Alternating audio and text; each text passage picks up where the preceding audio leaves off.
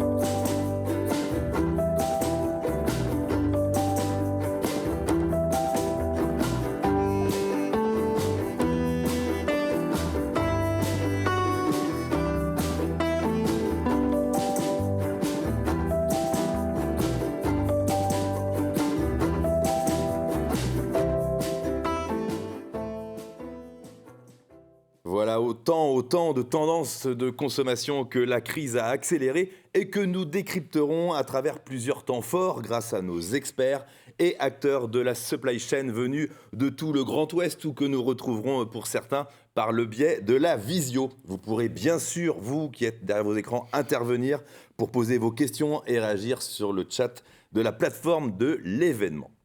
Bonjour Serge Rambaud. Bonjour. Vous êtes le président de Bretagne Supply Chain et c'est à vous d'ouvrir le colloque Nouveaux consommateurs, nouvelle supply chain. Ok. Bonjour à vous toutes et à vous tous. D'abord, merci à TV Rennes de nous accueillir chez eux pour l'organisation de ce nouveau colloque organisé par Bretagne Supply Chain dans les conditions exigées par la pandémie. Nous l'avons intitulé Nouveaux consommateurs, nouvelle supply chain. En guise d'introduction, permettez-moi de vous en donner les raisons. D'abord, il est désormais évident que nous assistons à un mouvement de fond qui n'est pas nouveau. La pandémie mondiale met simplement en évidence ce nouveau consommateur et surtout, elle accélère la mise en œuvre de ce nouveau modèle de consommation. D'ailleurs, à Bretagne Supply Chain, nous évoquons cette révolution depuis près de 10 ans à travers les colloques que nous avons organisés, mais aussi nos commissions permanentes comme la logistique urbaine. Je vous invite d'ailleurs à aller sur notre site internet pour en faire vous-même le constat. De quoi s'agit-il quand on affirme « nouveaux consommateurs, nouvelle supply chain » La digitalisation de l'économie est à l'origine de ce mouvement irréversible, elle-même accompagnée d'une exigence accrue des consommateurs de vouloir tout savoir, mais aussi des industriels et des distributeurs de tout savoir de leurs clients consommateurs. L'intelligence artificielle va les aider dans cette quête du tout savoir. Il y a moins de 20 ans, le consommateur s'approvisionnait uniquement dans les hypermarchés, les supermarchés et les magasins de centre-ville, mais aussi plus marginalement en France, avec les catalogues des Trois Suisses, de la Redoute ou de la Camif, Internet était quasiment inexistant. Toute la logistique s'organisait autour de ce modèle. Les deux premiers changements significatifs ont concerné le secteur de la photo et de la musique. Avec l'apparition du digital, le consommateur a modifié radicalement son comportement d'achat. Dorénavant, il allait consommer des photos et de la musique numérisées. Les sites spécialisés se sont multipliés et ont fait évoluer leur offre. Aujourd'hui, Deezer, Spotify, Apple ont le monopole, même si on observe une sympathique nostalgie du vinyle. Dans la photo, les entreprises proposent des produits du XXe siècle, comme des albums photos conçus et commandés par le consommateur grâce aux outils numériques. Pour ces deux secteurs, la technologie bouscule, le producteur et le consommateur s'adaptent, rien de révolutionnaire, cela existe depuis la nuit des temps. Aujourd'hui, le consommateur, grâce ou à cause de toute cette digitalisation, veut pouvoir consommer avec tous les outils de communication mis à sa disposition. Dans le jargon des logisticiens, on parle d'omnicanalité. Le consommateur se trouve de fait en contact permanent avec toutes ses marques préférées. Ensuite, il va choisir son mode de livraison à domicile, en magasin, en drive, en click and collect, etc., etc. Notons qu'avec ces nouveaux outils, les comportements d'achat sont devenus plus critiques et la comparaison entre les différentes offres est devenue systématique dans l'acte d'achat. Ceci entraîne donc une concurrence plus intense. L'accessibilité de l'offre en fonction du canal est donc primordiale. On peut l'affirmer ici, l'omnicanalité va créer un nouveau consommateur, une nouvelle supply chain. Pour illustrer cette thèse, et nous en sommes tous les témoins, la Covid a accéléré ce processus. En effet, nous sommes tous confinés à la maison, mais livrés à domicile, avec nos produits préférés, que ce soit alimentaires, vêtements, bricolage, meubles ou autres. Inimaginable il y a 10 ans. Avec ce changement radical et durable, bouleverse et va bouleverser toutes les organisations logistiques de l'ensemble des acteurs, non sans soulever d'énormes problèmes, comme la dépendance industrielle à l'usine du monde, la bien nommée la Chine. Cette dépendance révèle de vrais handicaps. Il suffit par exemple qu'un porte-container bloque le canal de Suez et toute la chaîne d'approvisionnement est perturbée.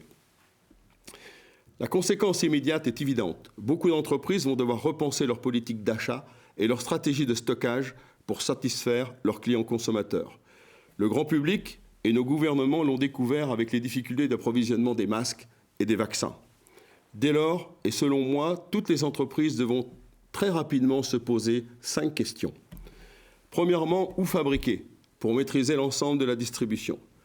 Deuxièmement, où et combien de fournisseurs pour ne pas être dépendant d'un seul fournisseur et être dans l'impossibilité d'assembler le produit final destiné aux nouveaux consommateurs. Ce que l'on observe actuellement et particulièrement dans les difficultés d'approvisionnement des composants électroniques.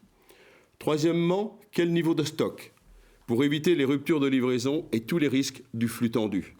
Quatrièmement, comment répondre à tous les circuits de distribution, l'hypermarché, le supermarché, la supérette de centre-ville, la livraison à domicile, le click and collect, Amazon et consorts.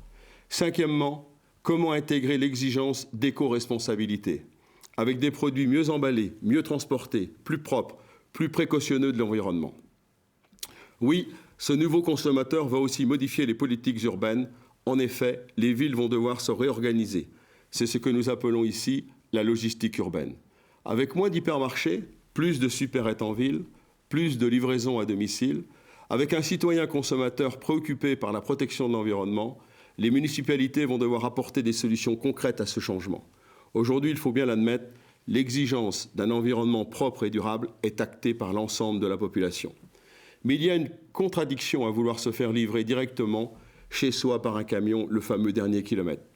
Beaucoup de municipalités en France apportent déjà des réponses en interdisant la livraison en ville avec des véhicules diesel à partir de 2025. À Rennes, on voit de plus en plus de livreurs à vélo déambuler dans nos rues. En 2014, à Bretagne Supply Chain, nous anticipions déjà ce processus avec 3 propositions concrètes. Développer comme en Allemagne les consignes urbaines pour faciliter les livraisons. Imaginer les futurs immeubles avec des sas de livraison pour des gens qui ne sont pas chez eux et enfin favoriser des accords d'entreprise pour des livraisons personnelles en entreprise. Le législateur, lui aussi, va être concerné par ce nouveau consommateur. Il devra réfléchir aux modalités juridiques de livraison avec la non-signature du destinataire. Les nouveaux consommateurs vont aussi corriger les stratégies des industriels. Aujourd'hui, le consommateur veut tout savoir du produit qu'il achète, son contenu, sa provenance. Cela fait partie de ses arguments d'achat. Et ce nouveau consommateur, ce n'est pas obligatoirement un militant écologique, c'est vous et moi. Pour illustrer mon propos, il suffit d'observer un client de supermarché qui scanne ses produits avec une application comme Yuka. Désormais, on est dans une société de transparence et du principe de précaution. Dès lors, l'industriel devra tout dire, ou presque tout. D'ailleurs, le marketing s'est emparé de ce phénomène. Il suffit de regarder attentivement les publicités d'aujourd'hui. L'éco-responsabilité est au centre de la communication. Alors les industriels devront modifier leurs sources d'approvisionnement et sélectionner leurs fournisseurs avec plus de transparence. D'ailleurs, les circuits courts vont sans doute se développer pour les mêmes raisons. Avec la pandémie, les circuits courts ont saisi l'opportunité de se digitaliser très vite pour avoir une plus grande exposition. En effet, les nouveaux consommateurs exigeront une totale transparence des produits consommés. Les industriels et la distribution devront s'organiser pour offrir cette norme. Parce que le nouveau consommateur le veut, les modèles RSE vont se développer. En clair, on parlera d'environnement, de social, de sociétal et de territorial. Les entreprises l'ont compris, elles développent toutes les démarches RSE parce que c'est leur intérêt. C'est même une condition de survie à long terme. Parce que le nouveau consommateur le veut, et particulièrement les nouvelles générations, nous allons devoir réfléchir au gaspillage. Cela concerne l'emballage des produits avec l'idée du vrac et des consignes en évitant de remplir sa poubelle jaune 1 minute après avoir fait ses courses. C'est aussi avoir une meilleure approche des DLC pour éviter le gaspillage. C'est diminuer l'utilisation du plastique. Le législateur prend des décisions dans ce sens, comme l'interdiction des pailles plastiques, etc., etc., etc. Demain, le nouveau consommateur intégrera ces nouvelles considérations dans ses motivations d'achat, obligeant les industriels et les distributeurs à revoir leurs copies. L'intérêt de notre colloque d'aujourd'hui se trouve dans tous ces exemples et la liste n'est pas exhaustive. Je fais confiance à nos intervenants et je les remercie d'avoir répondu à notre invitation pour nous en dire plus. Mais avant de leur laisser la parole, un dernier mot. Personnellement, je ne suis pas nostalgique d'une époque, il faut vivre avec son temps, et je suis intimement convaincu que toutes les générations depuis toujours ont connu ces phénomènes, à savoir des évolutions technologiques et scientifiques qui bouleversent au quotidien nos sociétés et ceux qui y vivent. Alors la seule chose que je me permettrai de revendiquer, c'est que ce nouveau consommateur s'épanouisse et soit heureux dans ce nouveau monde qui l'attend. Pour cela, il doit contrôler et rester maître du jeu. C'est tout ce que je lui souhaite, mais là, c'est une autre histoire qui mérite certainement et incontestablement un autre colloque plus philosophique. Merci et bon colloque à toutes et à tous. Merci beaucoup, Serge Beau, pour l'introduction de ce colloque. Nous allons entrer dans le vif du sujet dans quelques secondes. Juste avant, il semblerait que vous êtes quelques-uns à avoir du mal à vous connecter, vous perdez le son, vous revenez au début de l'événement. N'hésitez pas à rafraîchir votre page. On est en train de régler tout ça. Notre partenaire technique est bien sûr en train d'essayer de résoudre le problème. Ça va s'améliorer dans quelques secondes. D'ailleurs, jingle.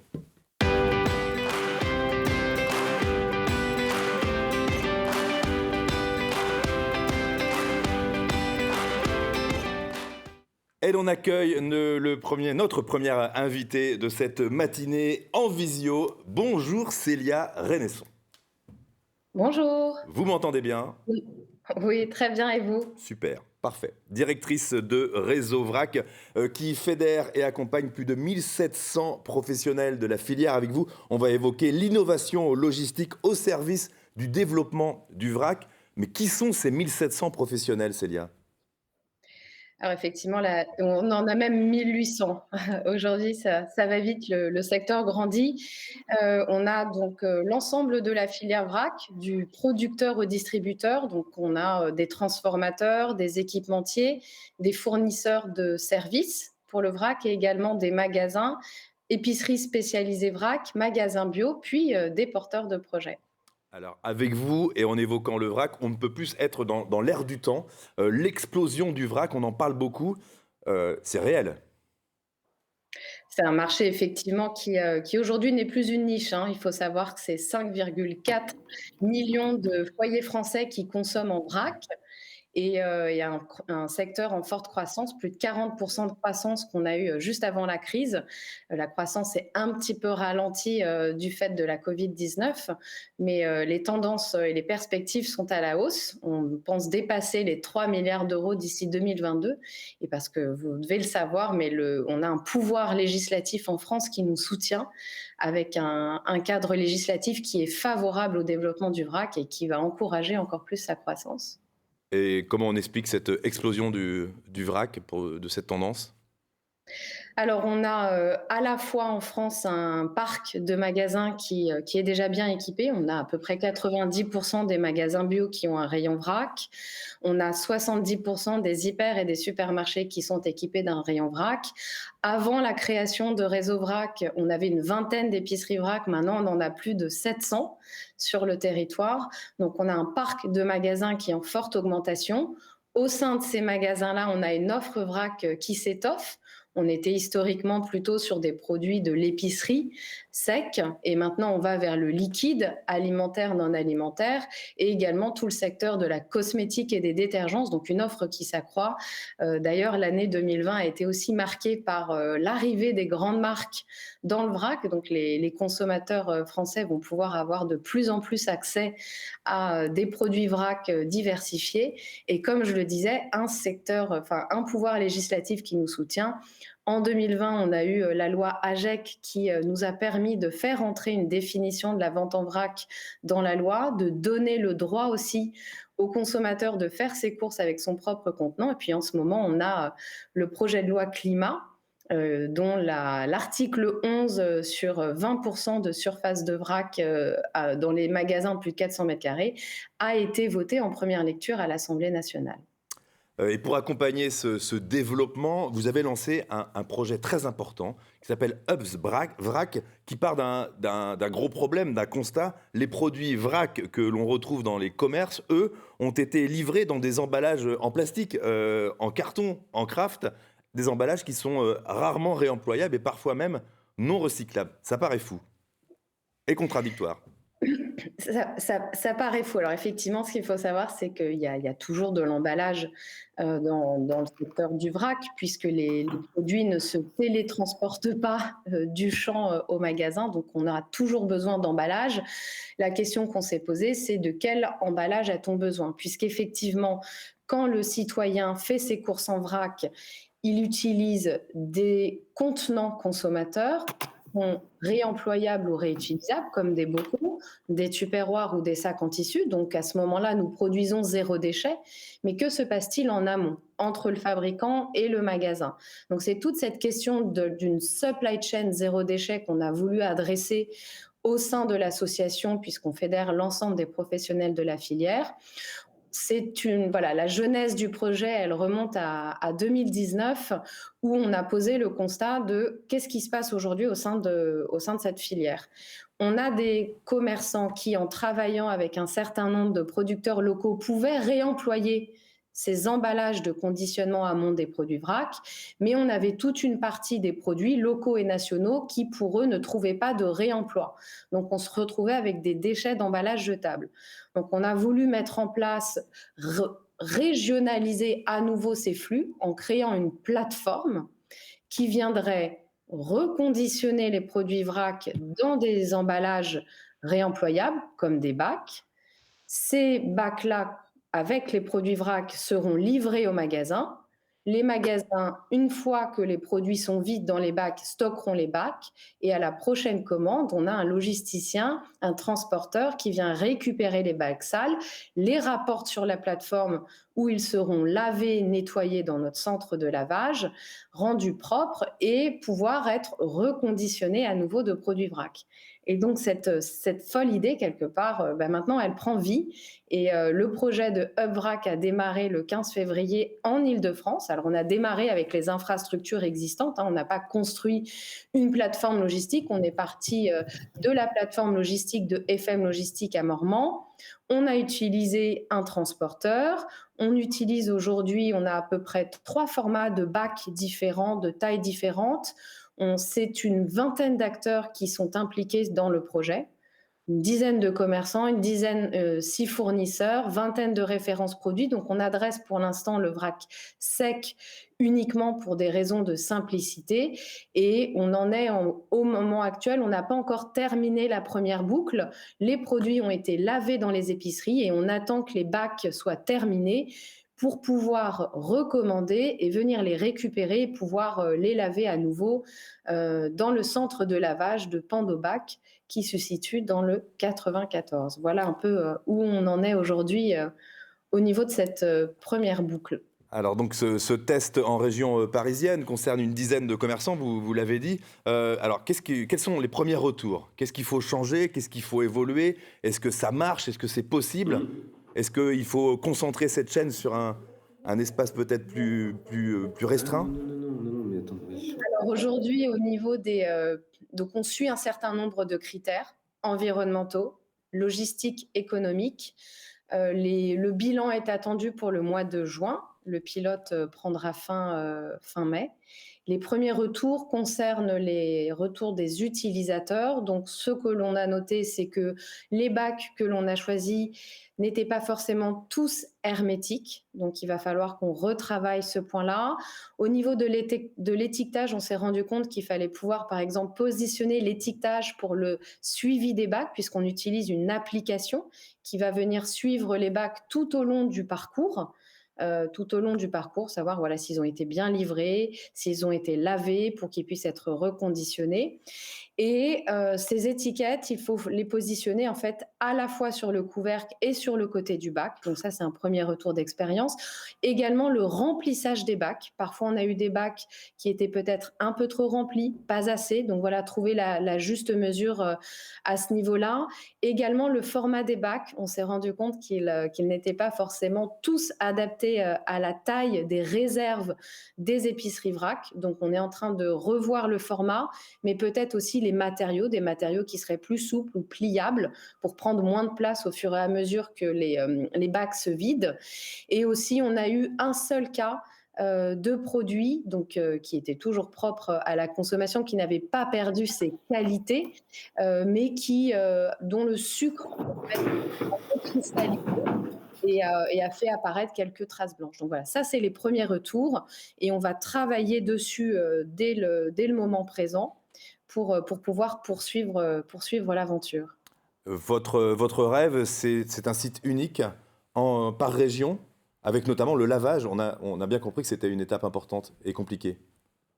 C'est ça, c'est-à-dire que là, comme je le disais, on le teste avec les infrastructures existantes. Donc, on a un site de conditionnement à un endroit, un site de lavage à l'autre, un autre endroit en Île-de-France. L'idée, effectivement, de pouvoir concentrer ces tâches-là, donc conditionnement, lavage sur une même plateforme. À l'issue du coup de ce premier test, quand on aura fini 2-3 boucles, voilà, là je disais, finir la première boucle, en avoir une deuxième et une troisième complète, travailler sur les premiers retours. On va pouvoir, si les feux verts des indicateurs que l'on suit, si les feux des indicateurs que l'on suit sont au vert, pouvoir intégrer davantage d'acteurs dans le pilote, donc à la fois d'autres fournisseurs, à la fois d'autres commerçants, d'autres magasins en Île-de-France et rechercher des financements pour pouvoir construire cette plateforme-là et la proposer dans d'autres régions et venir du coup intégrer également d'autres prestataires de services. Et on a bien compris également qu'il faut mettre dans la boucle les GMS qui ont aussi des rayons vrac de plus en plus importants. Est-ce que vous avez été les voir? Est-ce qu'ils sont intéressés par le concept? Il faut intégrer tous les acteurs. C'est un projet qui démarre avec les pionniers, avec les épiceries 100% vrac qui sont motrices sur le sujet. Mais si le projet a vraiment des impacts environnementaux, économiques et logistiques positifs, c'est un projet qui doit s'adresser à l'ensemble de la filière, donc à l'ensemble des magasins équipés d'un rayon vrac ou entièrement dédié au vrac. Alors pour aller au bout de ce projet, Célia, il vous faut quoi des moyens, j'imagine? Il faut des moyens. Il faut effectivement des moyens puisqu'aujourd'hui, tout le test du projet repose sur des investissements de la part des acteurs pilotes, donc principalement les fournisseurs, les prestataires de services, les commerçants et puis notre association également. Et pour passer à l'échelle supérieure, il faudra des investissements pour pouvoir créer cette plateforme-là. Et vous êtes suivi déjà par les pouvoirs publics? On est en forte discussion avec la région Île-de-France qui est intéressée par le projet. On peut imaginer des grandes surfaces à l'avenir, il y en a déjà, mais avec 100% vrac, est-ce qu'on peut trouver tous les produits en vrac? Est-ce que c'est jouable? On peut quasiment trouver tous les produits en vrac aujourd'hui. Et avec la loi climat et résilience, voilà, qui va pousser encore plus le développement du vrac, on a bon espoir qu'effectivement, non seulement dans les épiceries vrac, mais dans les magasins bio et les grandes surfaces, on puisse faire quasiment toutes ces courses en vrac. Mmh. Il y a toujours ce souci des consommateurs pour le vrac ou cette image sur l'hygiène et la sécurité alimentaire, elle est garantie avec votre système? Le système aujourd'hui, il adresse plutôt une notion, enfin, il adresse à la fois la problématique de réduction des déchets d'emballage en amont, mais effectivement la traçabilité et la sécurité, puisqu'aujourd'hui les conditionnements des produits sont réalisés dans des salles blanches, donc on prend les mêmes conditions qu'un remplissage à l'usine. Le tracking permet, avec l'application de tracking, de suivre les bacs, de suivre toutes les informations de produits, de traçabilité jusqu'aux commerçants. Et les centres de lavage sont des centres de lavage industriels qui travaillent déjà pour la restauration, à emporter la restauration collective. Donc on est effectivement sur des normes d'hygiène drastiques. Et l'évolution aujourd'hui des rayons RAC et des pratiques, l'association a mis en place des formations aux bonnes pratiques d'hygiène et nous formons les magasins. Nous avons aussi écrit un livre, VRAC mode d'emploi, Mm. qui s'adresse aux citoyens pour leur donner les bons gestes, va permettre à toute cette chaîne de valeur de former, d'informer, de professionnaliser et d'harmoniser les pratiques de tous les maillons, du producteur au consommateur, et de faire en sorte que ce mode de distribution et de consommation ne soit pas sans risque. Et j'imagine que vous n'avez pas choisi vos partenaires transporteurs par hasard? On les a pris, c'est des transporteurs qui nous ont été recommandés par les partenaires avec lesquels on travaille et qui sont bien placés niveau RSE. Donc voilà, en accord avec nos valeurs et qui avaient envie, eux aussi, de se lancer dans ce projet-là. Merci beaucoup Célia Renesson, vous êtes la directrice de Réseau VRAC. Vous nous avez présenté notamment ce projet Hub the VRAC. Juste la prochaine étape, dans le temps? Tout de suite, terminer la première boucle, analyser les indicateurs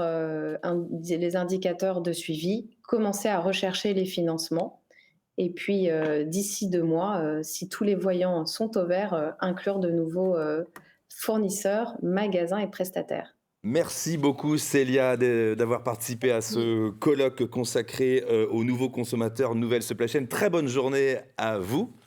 Au revoir. Merci, à vous aussi, au revoir. Et l'on poursuit avec un second rendez-vous. Regardez.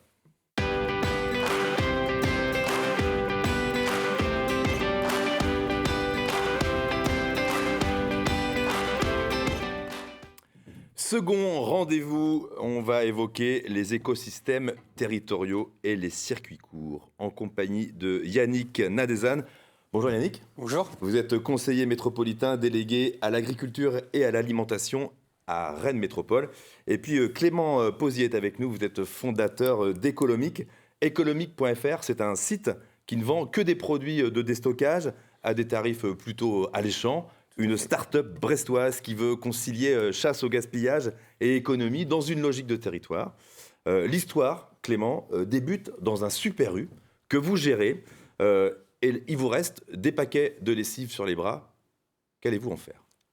Eh ben, c'est la grande question. Moi, je travaille en famille avec mon père et il m'a dit « Ok, il y a une problématique là sur le compte de résultat, on a de la trésorerie immobilisée. » Et c'était en fait une promo de lessive qui n'avait pas marché. On avait des palettes qui traînaient en réserve et donc on a cherché une solution et on a monté un site e-commerce en fait pour traiter cette problématique et les vendre en ligne, les proposer à tarif réduit. Et donc, ça s'appelle Écolomique.fr. Alors au début, à toute petite échelle, c'est-à-dire comment ça marchait ? Il y avait la promo de lessive, on achetait en ligne et on venait chercher au magasin ? Oui, tout à fait. En fait, ce qu'on a testé au début, c'était surtout de se dire est-ce que des consommateurs sont prêts à faire du déstockage en ligne ? Et surtout, est-ce que ça peut générer du trafic en magasin ?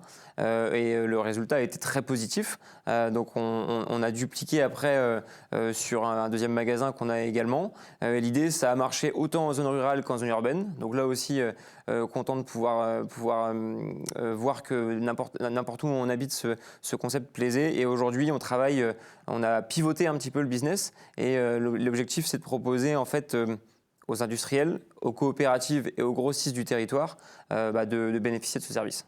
Alors, ce sont des produits destinés à être jetés, en fait, ou détruits, sinon. On est Oui, tout d'accord ? à fait.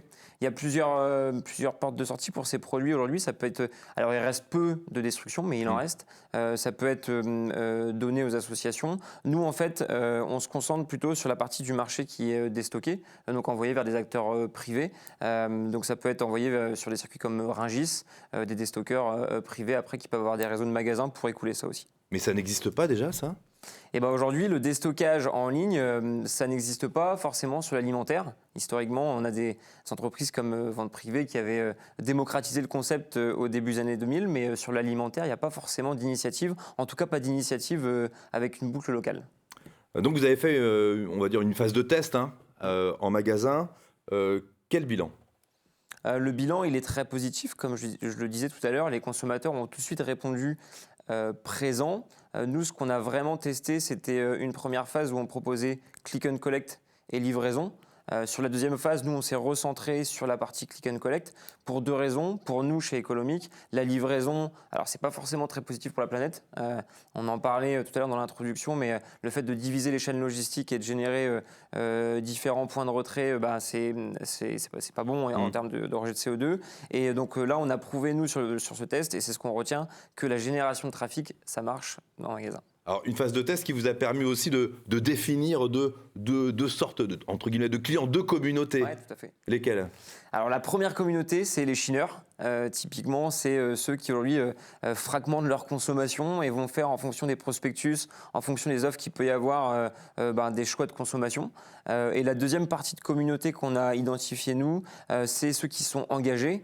Donc typiquement des gens qui, là aussi, peuvent aller dans les AMAP, dans les circuits courts, au supermarché, au marché, et qui viennent pour des familles de produits spécifiques. Moi, j'ai en tête l'exemple d'une consommatrice qui m'a dit « mais moi, je reviens chez vous parce qu'il y a des fruits et légumes abîmés et que ça a du sens aujourd'hui d'acheter ces produits-là. » Alors justement, les légumes et les fruits moches, comme on les appelle, ça fait partie du top 3 des produits que vous proposez et qui partent très bien en ligne? Exactement. Alors top 1, on retrouve nos fameuses lessives, mais il y avait un gros décochage prix. Les gâteaux bretons. Mais ça, je pense que tout le monde est déjà allé chez sa grand-mère ou chez ses grands-parents plus petits. Et la boîte de galettes, il y avait la DLUO en dessous qui était dépassée. En fait, les consommateurs ici en Bretagne, ils ont profité de ces offres sur les gâteaux qui pouvaient être soit cassés ou soit avec une date limite de consommation qui approchait. Et numéro 3, c'est les fruits et légumes moches, tout à fait. À Rennes, sur Rennes Métropole, Yannick Nadezan, quand on se consacre comme vous à l'agriculture, à l'alimentation, au gaspillage alimentaire, aux fruits et aux légumes moches ou plutôt jolis, c'est pas une mince délégation que vous avez, parce que ici, sur le territoire, nourrir et produire bien et bon, ça veut dire quelque chose. Je crois que ça a été dit en introduction, on vit un virage incroyable, et dans notre région Bretagne, on est particulièrement concerné parce qu'on est la première région agricole de France. Et nous, sur Rennes Métropole, on est d'une certaine manière encore plus concerné parce qu'on est à la fois un territoire agricole et un territoire de consommation alimentaire. Et ce qui est formidable, c'est qu'on est dans ce moment, moi je crois qu'il faut le considérer comme positif. C'est-à-dire que c'est des remises en cause qui sont terribles.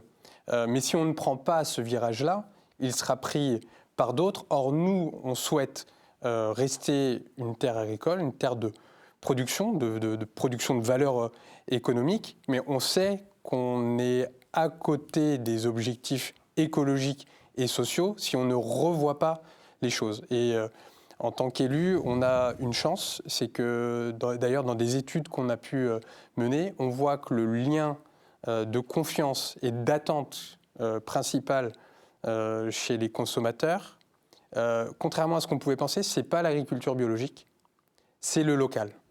Et quand on est sur Rennes Métropole, ou l'aire urbaine de Rennes Métropole, on est sur la 10e aire de consommation alimentaire en France. Et donc, on a un levier économique qui peut participer de la transformation agroécologique. Il y a vraiment eu une explosion du circuit court ces derniers mois avec le confinement. Les marchés se sont arrêtés aussi pendant quelques semaines. Est-ce que les producteurs locaux sont venus vous voir en vous disant mais aidez-nous, voilà, on ne sait pas faire les deux, là, vendre, produire, livrer, c'est trop. Alors il y a une grande histoire en fait de rapport entre le monde agricole et la ville de Rennes qui s'est tissée à travers l'eau. Parce qu'en fait, l'eau, on ne la prend pas dans la Vilaine, on ne la prend pas en milieu urbain principalement, mais on la prend en milieu agricole. Et donc ça fait au moins depuis le début des années 80 qu'on est dans une grande relation avec le monde agricole sur une tension qui est de pouvoir continuer cette activité agricole et un impératif écologique qui est la préservation de l'eau. Ce qui nous a amené depuis quelques années, à développer le programme Terre de Source pour pouvoir faire en sorte qu'on ait une valorisation économique de l'agriculture qui protège l'eau. Et donc ça, on le fait à travers les cantines scolaires, parce que c'est un levier que nous avons, nous, les communes, qui est direct, mais aussi avec des acteurs qui peuvent être les magasins, qui peuvent être de la supérette, comme de l'hypermarché, du magasin militant, comme du magasin, je dirais, conventionnel. Alors la vente directe dans tout ça, c'est un marché qui est extrêmement important. Il faut qu'on le soutienne. Il y a d'ailleurs des magasins de producteurs. On connaît Brin d'Herbe, par exemple, ou 12 Arômes. Il faut qu'on les soutienne et dans le même temps, je dis attention. Parce que si on se consacre seulement sur la vente directe, en considérant que le virage il se prendra à travers cette vente directe, on risque d'aller dans une forme d'élitisme. Élitisme du côté des agriculteurs, parce que ça sera ceux qui ont du bon produit fini qui peut être vendu comme tel, ou ceux qui sont capables de faire de la transformation par eux-mêmes, ou alors de l'autre côté, une partie de la population, de consommateurs qui sont dans une forme d'élitisme des consommateurs. Or, nous, notre sujet, c'est de démocratiser le bien manger local. Je précise que Terre de Source, c'est une enveloppe de 20 millions d'euros d'ici 2028 pour soutenir des projets qui cadraient dans ce que vous évoquiez tout à l'heure. Par exemple, Terre de Source, c'est optimiser les tournées de lait, concrètement. Oui, parce que on parlait de transparence tout à l'heure. Terre de Source, c'est toute une démarche, c'est aussi un label pour que le consommateur puisse se repérer. On est un territoire de production laitière, le principal département en France pour cela. Or, si on veut un lait Terre de Source, il faut qu'on ait une tournée de lait Terre de Source avec des camions qui ne mélangent pas du lait qui ne le serait pas. Si on n'organise pas les choses, par exemple en concentrant le fait qu'on ait des fermes qui produisent du lait Terre de Source sur un territoire qui est regroupé, on sait très bien qu'on va amener à multiplier les tournées et en fait être dans une impasse économique parce que soit on n'aura pas des acteurs qui veulent répondre en face, soit on sera sur un niveau de prix qui va être élevé et donc on aboutira à cet élitisme qu'on ne souhaite pas. Et c'est là où ça devient intéressant, c'est qu'on peut avoir un dialogue qui est productif entre les agriculteurs, les élus et tous les acteurs de la supply chain. Et les fameux 15 millions d'euros en investissement à côté des 5 millions d'euros en subvention qu'on a avec Terre de Source, qui a été donc, reconnu et lauréat comme territoire d'innovation pour le plan d'investissement d'avenir numéro 3, c'est justement de pouvoir participer à des entreprises et au capital d'entreprises qui vont, sur des sujets d'investissement bien particuliers, participer de cette transformation de l'agriculture locale. Clément Posier, à Brest, vous êtes soutenu aussi par les pouvoirs publics ?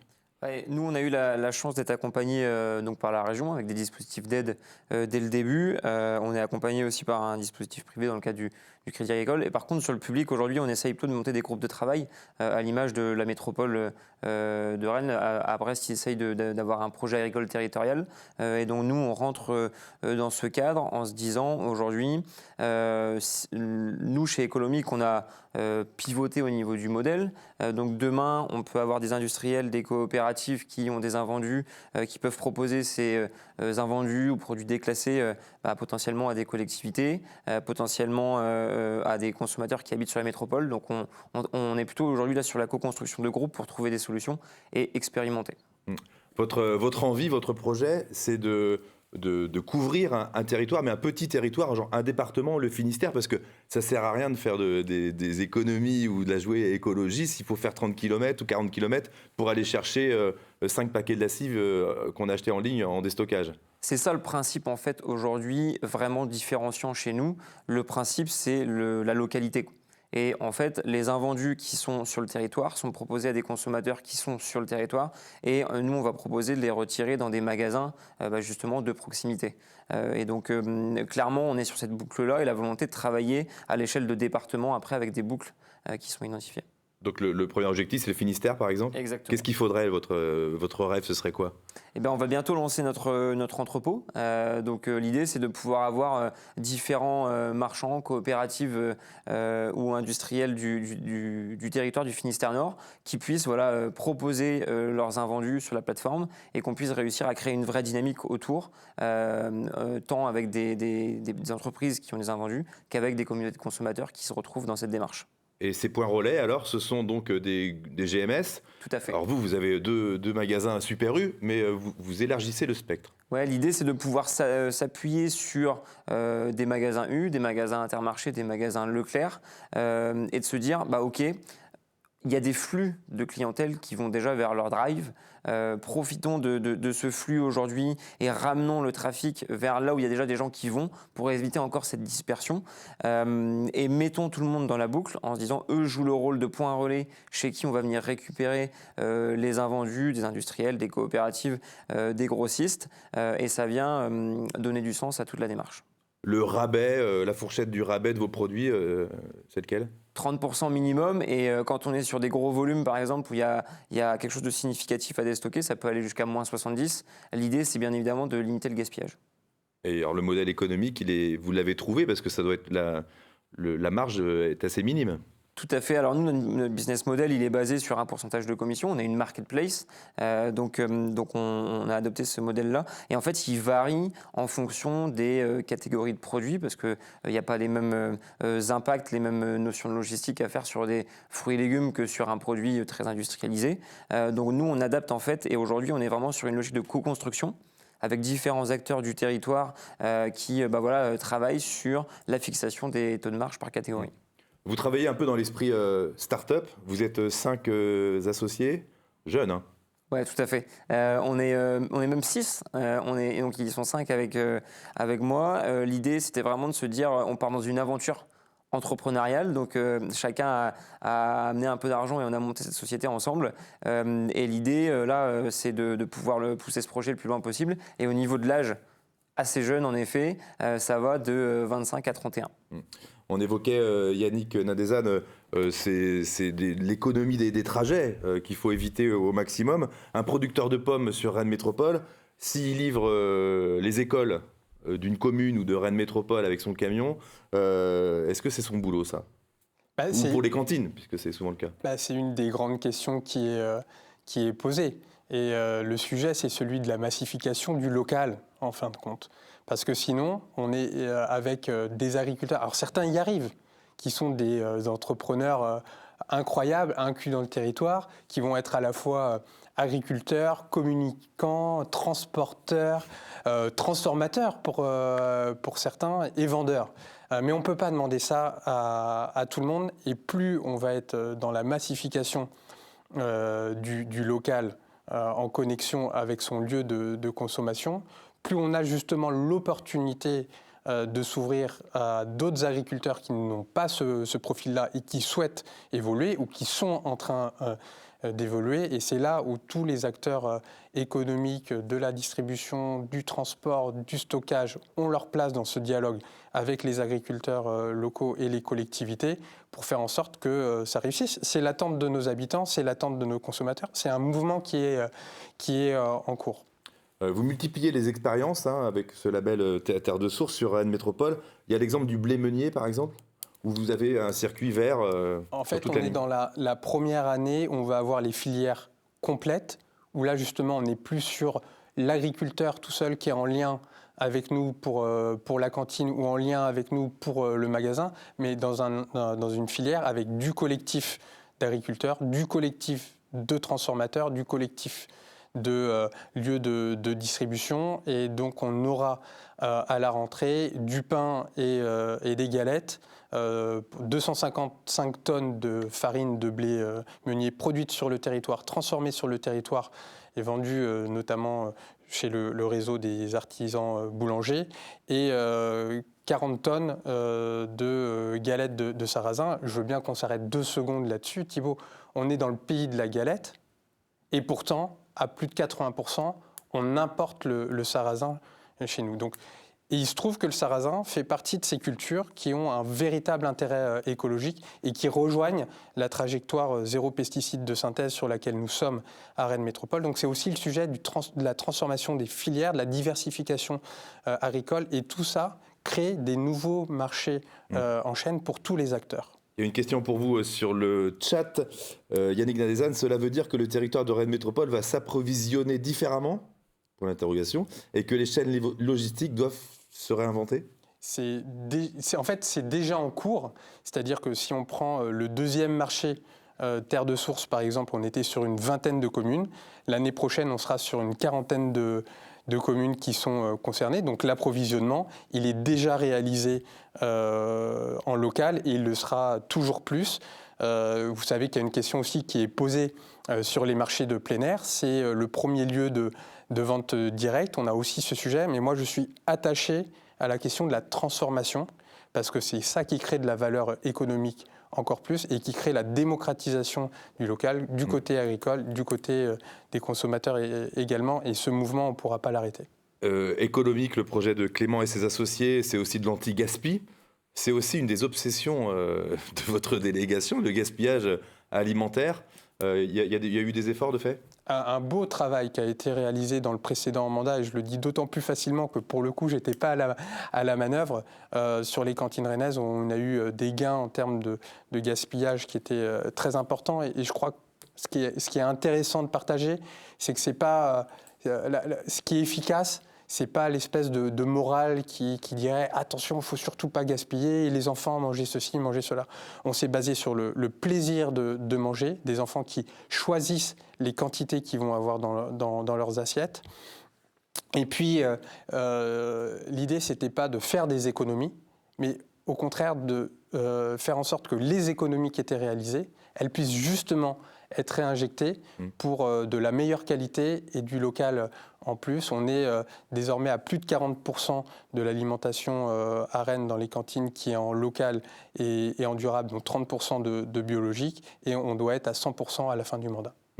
Le côté anti-gaspi de votre projet, il est clair. Comment on fait pour les produits frais ? Est-ce que vous avez déjà mis en vente des produits, des légumes ou des fruits pas moches, mais j'imagine que là, pour le coup, il faut faire vite, quoi. Oui, tout à fait. Nous, aujourd'hui, l'enjeu sur le projet économique, c'est de pouvoir répondre à 3 types de produits, le sec, le frais et le surgelé. Ouais. Le vrai enjeu sur le frais, il est de se dire, nous, on ne va pas se battre sur la fin de vie et la fin de cycle de vie du produit. Ouais. L'objectif, en fait, nous, sur économique, on s'est recentré sur l'enjeu, par exemple, des contrats dates et de se dire, il y a des produits qui vont être, par exemple, à 19 jours, plus acceptés dans le circuit de distribution classique, et on va plutôt prendre cette frange-là de la partie DLC. L'enjeu, ensuite, une fois qu'on a fait ce choix-là, c'est de se dire comment je garantis le plus de dates possible aux consommateurs. Donc là, l'idée, c'est de pouvoir avoir encore une fois un maillage d'entrepôts. Le premier, il va démarrer dans le Finistère Nord, on l'a dit, mais et un entrepôt qui a vocation à aller vers les magasins d'un certain territoire. Et donc, on raccourcit les chaînes logistiques pour garantir de la fraîcheur optimale. Et le vrai enjeu sur cette partie anti-gaspi, je rebondis juste sur ce qui était dit avant, si je prends l'exemple des fruits et légumes bio, sur la production de bio, il y aura forcément des produits qui seront déclassés parce qu'ils seront un peu plus difformes, etc. Ça peut être un vrai enjeu pour les cantines. On se dit que ces produits peuvent rester dans le champ, ne sont pas récoltés aujourd'hui.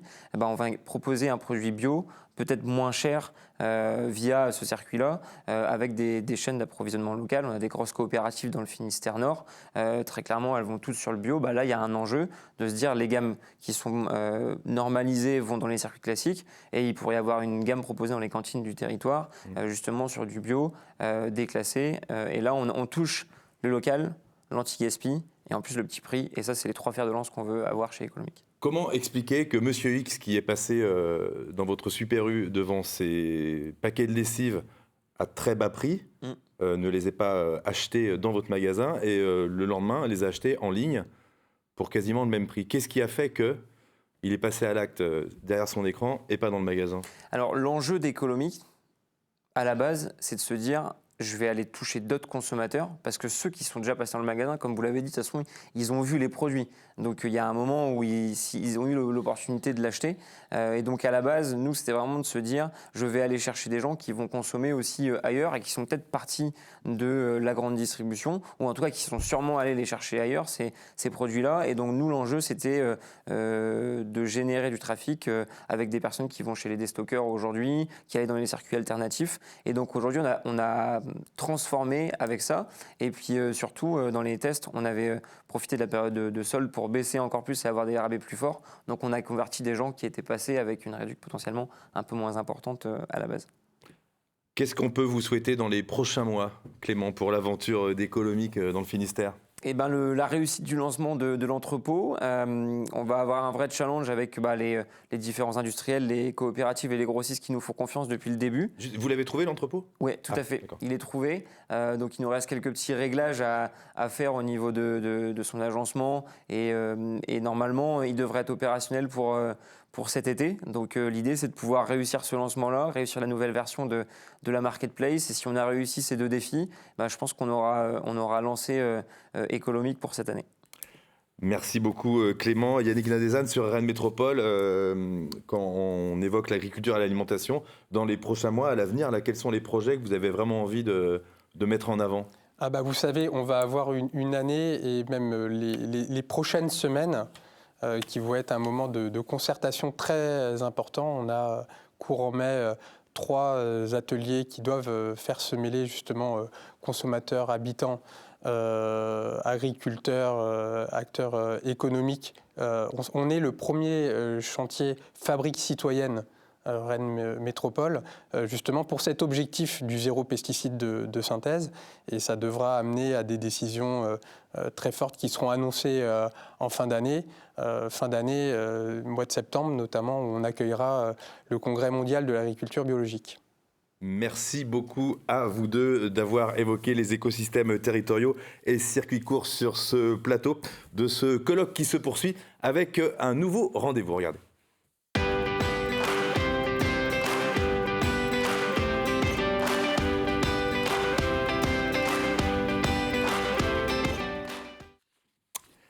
Nous poursuivons ce colloque Nouveaux consommateurs, nouvelle supply chain avec un expert. Bonjour, Bertrand Chavrier. Bonjour. Vous êtes directeur du développement de Celog Solutions, logisticien, spécialiste du e-commerce et de la distribution, spécialisé dans la logistique, le stockage, la livraison de vêtements, chaussures, maroquinerie, du luxe aussi, pour des marques comme Damar, Eden Park, Veja, VP ou encore Cash. Bertrand, retour en arrière. Il y a plus d'un an, mars 2020, premier confinement, fermeture des magasins qui engendre une transformation omniviolente de votre activité et de votre organisation. Concrètement, qu'est-ce qui se passe chez vous ? Alors, effectivement, la fermeture des magasins et le confinement a déclenché de nombreuses réactions en chaîne. Alors, le groupe pour lequel nous travaillons, le groupe Beaumanoir, en fait, nous sommes une filiale du groupe Beaumanoir. Ce groupe avait à l'époque déjà plusieurs centaines de magasins en Chine, et donc nous étions préparés à cette crise puisque nous l'avions déjà vécu quelques mois auparavant sur ce territoire. Et donc assez rapidement, on a tout de suite pris très au sérieux ce qui se passait. Et nous avons déclenché tout de suite la fermeture de nos entrepôts par précaution, histoire de pouvoir s'organiser pour une réouverture très rapide. Donc le souhait a été de fermer pour mettre en place un protocole et accueillir nos équipes et notre personnel dans des bonnes conditions. Ça, c'était le principal, c'était préserver la santé de nos salariés.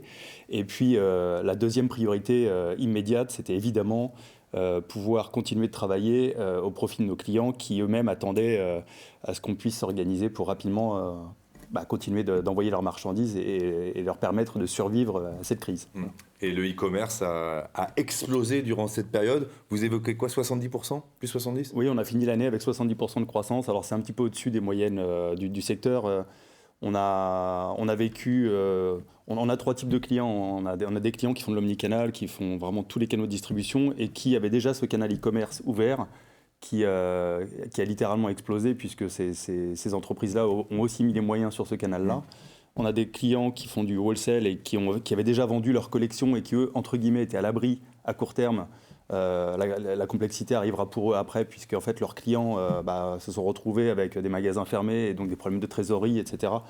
Donc pour eux, c'était à court terme moins difficile. Et puis ceux qui ne vivaient que du retail, alors ceux-là ont été obligés de très rapidement enclencher des solutions e-commerce tout de suite, en fait, parce que c'était le seul moyen de vendre leurs marchandises. Alors il y avait des clients qui étaient prêts, on l'a compris, mais d'autres un peu à la rue, pour lesquels d'ailleurs le e-commerce était presque conceptuel, quoi. Oui, alors il y a de très belles marques qui avaient un site e-commerce parce que c'était une question de visibilité aussi, et puis ça représentait l'avenir. Alors c'est ce qu'on se dit un peu dans notre secteur d'activité. La pandémie nous a fait gagner quasiment 5 ans de croissance e-commerce. Ceux qui étaient en train de se préparer à l'avenir se sont retrouvés dans l'avenir du jour au lendemain, et il a fallu accélérer, en fait. Donc vous avez réorganisé vos plateformes à la réouverture, toutes les zones de travail. C'est un boulot énorme. Oui, ça a été un gros travail de nos équipes qui ont été très réactives. Et puis d'ailleurs, on peut saluer moi en tout cas, je salue leur travail, parce qu'il a fallu automatiquement réorganiser une activité concentrée sur des grosses commandes pour des magasins vers une activité de très très nombreuses commandes avec peu de pièces finalement. Donc c'est pas du tout le même métier. Donc cette transformation, on l'a opérée nous depuis plusieurs années, progressivement. Mais là, il a fallu, pendant cette période-là, entre guillemets, ne faire que ça, parce qu'on a quand même continué de recevoir de la marchandise, d'ailleurs, de nombreux endroits dans le monde, de l'autre bout du monde. Donc, on a continué de réceptionner la marchandise de nos clients qui étaient en route, sur des bateaux, des trains, des camions, des avions. Et puis on s'est préparé à la réouverture aussi. On ne savait pas trop quand est-ce qu'on allait réouvrir au premier confinement, parce que c'était repoussé systématiquement. Et puis, il a fallu aussi... parce que le e-commerce était toujours très présent, et cette croissance a été exponentielle. Donc c'est-à-dire qu'on ne savait pas trop quand ça allait s'arrêter. Et par contre, tous nos clients attendaient aussi avec impatience la réouverture des parcs de magasins. Et vous pouvez imaginer que voilà, quand on rentre en confinement au début du printemps et qu'on rouvre les magasins en plein été, la collection ne convient plus. Donc il a fallu aussi réorganiser le rapatriement de marchandises de nos clients vers nos entrepôts. Et en même temps renvoyer la marchandise des collections, puisque voilà, on était dans le plein été. En fait. Vous deviez être hyper sollicité, notamment par de nouveaux clients qui avaient besoin de vous. Comment avez-vous réagi ? Oui, alors ça, c'était un petit peu la panique. Clairement, notre priorité à nous était de se concentrer sur les besoins de nos clients existants. C'est-à-dire qu'on travaille aujourd'hui avec à peu près une trentaine de marques, et celles-là nous ont sollicité comme jamais. C'est-à-dire qu'on nous a demandé une agilité hors norme, avec une maîtrise des coûts évidemment très pointue, et des projets de transformation un peu fous. Donc toutes nos ressources ont été mobilisées pour cela. Et puis en parallèle de cela, nous n'avions pas beaucoup de temps pour intégrer de nouveaux clients. Néanmoins, nous avions déjà des projets d'intégration de nouveaux clients qui étaient en cours. Et en plus de cela, on a été littéralement harcelés d'entreprises qui avaient soit un besoin de mettre en place une logistique e-commerce à court terme. Et quand je dis à court terme, c'est en moins de 2 mois, donc c'est très très rapide dans notre métier. Ou alors, on a eu aussi des sollicitations d'entreprises qui voulaient démarrer des activités. J'ai été appelé par de nombreuses personnes qui voulaient faire un coup, oui, en produisant des masques, exactement. J'en ai eu énormément en fait. Donc ils ont été... comment vous avez géré ces potentiels nouveaux... Vous en avez pris quelques-uns quand même ou Non, en fait, on a continué de discuter avec les entreprises qui elles-mêmes avaient déjà un projet, qui nous avaient déjà contactés. Et pour elles, ces projets se sont accélérés. Souvent, on est contacté par des entreprises qui ont une logistique qui est un petit peu essoufflée, qui n'est plus adaptée à la taille de leur propre entreprise ou à leur croissance, ou alors qui ne sait pas faire tous les canaux de distribution. Et donc, il y a des logisticiens qui savent très bien faire du B2B, mais pas du e-commerce, par exemple. Typiquement, dans ces cas-là, ça devient tellement important, le e-commerce, qu'il faut changer. Donc, quand vous avez une supply chain qui est en train de trembler et qui montre des signes de faiblesse, et que vous vous retrouvez dans cette crise-là, on peut plus continuer en fait. Ces entreprises-là, elles ont compris malheureusement trop tard et à ce moment-là qu'il leur fallait pour exister à l'avenir une supply chain efficace. Voilà. C'est une sursollicitation qui a aussi provoqué chez vous, malheureusement, un ralentissement de votre développement à vous, pour le coup, puisque vous occupiez beaucoup de vos clients. Oui, c'est très frustrant parce que on a à ce moment-là, on a été très sollicité puisque nous étions très visibles dans notre secteur d'activité. Donc c'est un secteur d'activité qui est très particulier. Hein. On travaille vraiment dans l'univers de la mode. Les sollicitations venaient de toutes parts et en même temps, nous avions tellement de sollicitations en interne pour nos propres clients que, évidemment, nous avons choisi nos clients. On ne pouvait pas leur tourner le dos juste par opportunité business pour aller chercher de la croissance à tout prix et absolument. Ça aurait été très dangereux, d'une part, parce qu'on se serait mis en danger parce qu'on n'avait pas les ressources pour faire tout ça. Et en plus de ça, nos clients n'auraient pas beaucoup apprécié. Il y a des chaînes de vêtements, des marques qui souffrent. Hein. Certaines ont fermé des magasins. Est-ce que vous avez perdu des clients ?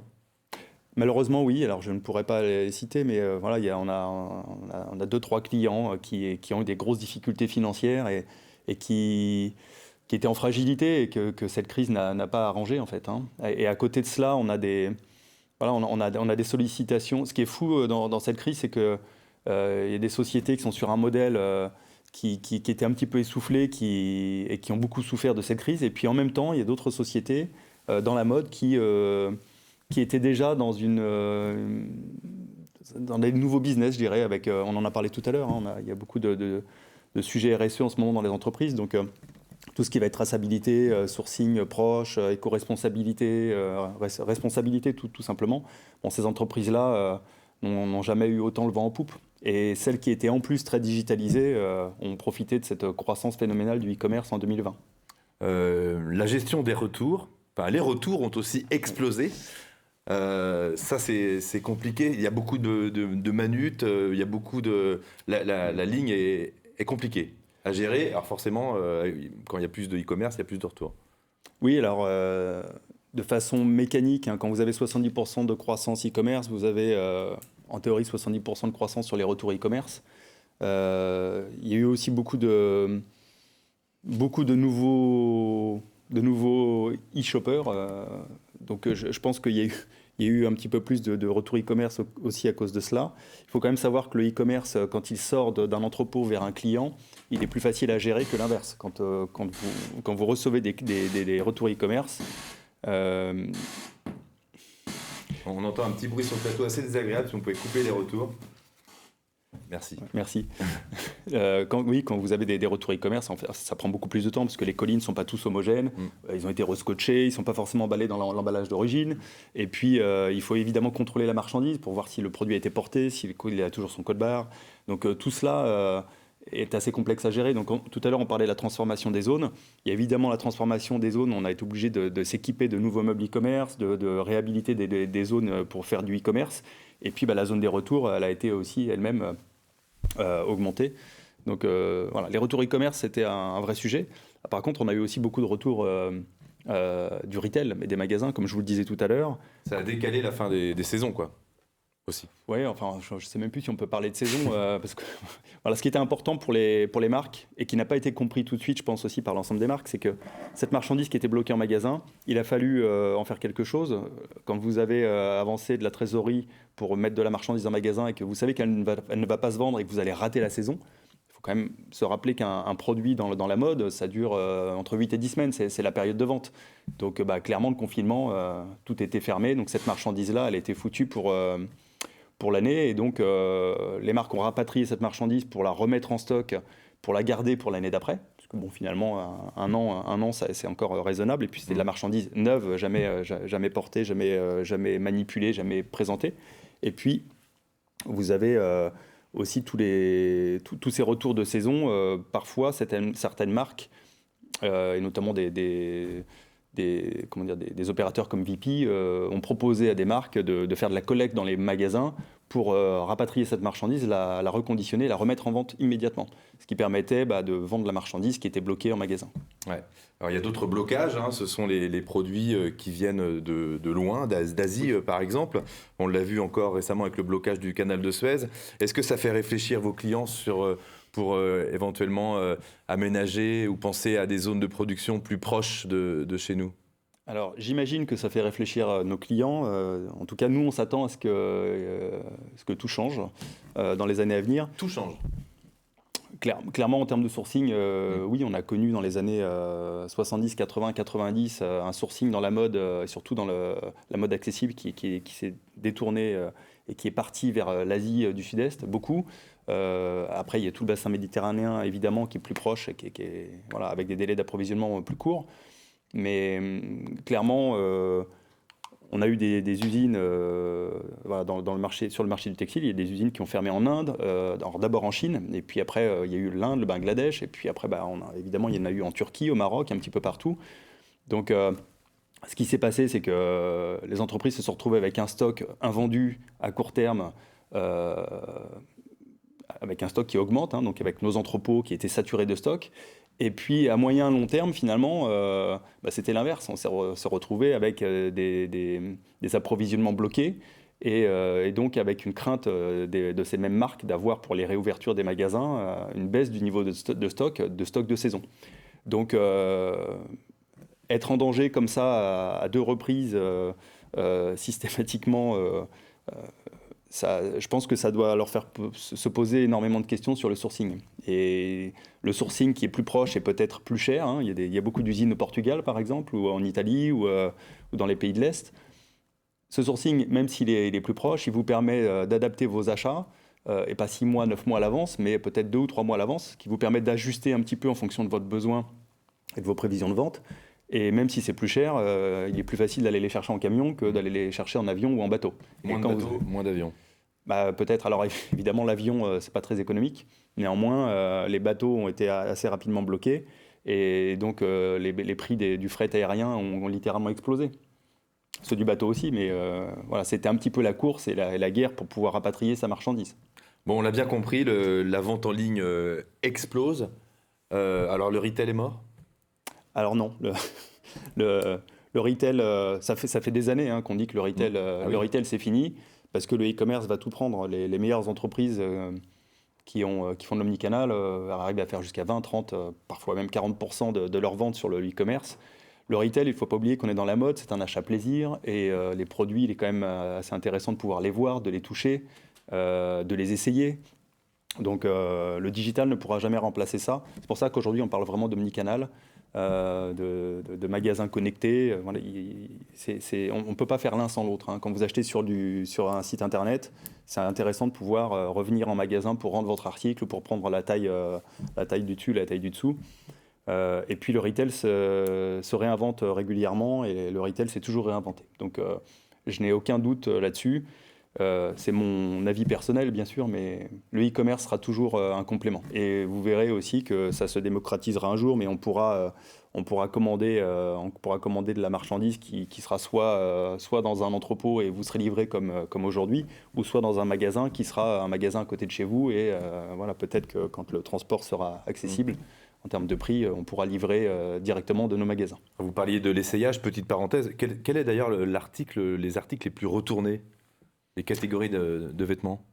Je pense qu'il n'y a pas de règle en fait. Ça dépend vraiment des marques aussi. Vous savez, on dit toujours qu'il y a des marques qui taillent bien et d'autres qui taillent petit. Donc voilà, je pense que n'importe quel consommateur peut se tromper. Il n'y a pas de règle pour ça. Qu'est-ce que vous avez appris, vous, finalement, de ce moment dingue là, que l'on a vécu cette dernière année ? Alors je souris parce que je pense à toutes les épreuves qu'on a dû rencontrer et ce qu'on a appris, c'est que... Alors déjà, ce qu'on a appris, nous, en interne, dans notre entreprise, c'est que on a réussi à surmonter tous ces obstacles et ça montre à quel point l'esprit d'équipe et de coopération en interne et les valeurs d'entreprise sont importantes. On a appris aussi que notre relation avec nos clients est une vraie relation de partenariat ou n'est pas une relation. C'est-à-dire que dans ces moments-là, il est important de travailler en toute transparence, de se retrousser les manches à deux, notre client et nous, pour trouver des solutions ensemble. Évidemment, ça nous a appris que l'agilité était très importante dans notre métier. On le savait déjà, mais là, on a été confronté à quelque chose de soudain et d'assez violent. Et il a fallu tout changer du jour au lendemain. Et puis ça nous a conforté quelque part dans notre métier. C'est un métier qui est... La logistique, c'est un métier qui était un petit peu dans l'ombre depuis quelques années, qui sortait de l'ombre progressivement parce qu'on on voyait bien que ce métier-là devenait très important d'un point de vue financier pour les entreprises, d'un point de vue commercial aussi. Vous connaissez certainement les termes, le bon produit au bon moment, au bon prix, dans les bonnes quantités. Ça n'a jamais été aussi vrai que maintenant. Et n'importe quelle entreprise qui a du succès depuis plusieurs années a obligatoirement une supply chain très très bien organisée. Et celles qui n'en avaient pas ont trébuché pendant cette crise. Donc finalement, c'est un métier qui est enfin un peu mis en lumière, en tout cas dans les métiers de la mode, et qui a été justement remise au milieu de la place du village. Il y a une question pour vous, Bertrand, une question de Eric sur le chat. Comment avez-vous associé à votre évolution logistique ceux qui assurent physiquement la distribution ou le retour de vos produits, les transporteurs ? Alors, les transporteurs sont pour nous des partenaires plus qu'importants, puisque nous-mêmes, nous n'avons aucun camion, donc nous sous-traitons cette partie. Nous avons une équipe d'experts au sein de Celog, à peu près une vingtaine de personnes. On va encore embaucher 8 personnes cette année dans le transport. Et j'associe cela à toute la partie informatique aussi, transport, qui est très importante, puisqu'aujourd'hui, on a besoin d'avoir de la traçabilité pour être agile dans notre supply chain. Donc les transporteurs sont des partenaires. Nous travaillons avec la plupart des transporteurs existants.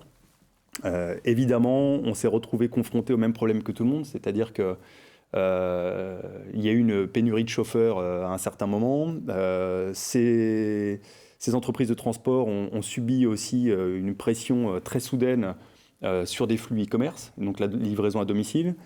Il a fallu un petit peu jouer des coudes pour pouvoir organiser nous-mêmes notre propre transport, trouver des solutions pour continuer de livrer. Alors on a eu des délais de transport qui se sont allongés. Les consommateurs ont accepté ces délais de transport, mais il a bien fallu qu'on reste assez raisonnable quand même. On ne pouvait pas passer d'une livraison en 24-48 heures à une livraison en 1 mois. Donc on s'est adapté. Et puis, moi, en tout cas, ce que j'ai vu à cette période-là, c'est que on a beaucoup applaudi le milieu médical, les infirmiers, tous les docteurs qui ont été des vrais héros de cette crise. Et dans notre métier, on a beaucoup applaudi les chauffeurs routiers, les sociétés de transport qui ont travaillé dans des conditions très très difficiles, avec des aires d'autoroute souvent fermées, avec des horaires qui n'en sont plus. Ils étaient aussi en première ligne. Ils étaient clairement en première ligne et heureusement que nos sociétés de transport en France ont été solides.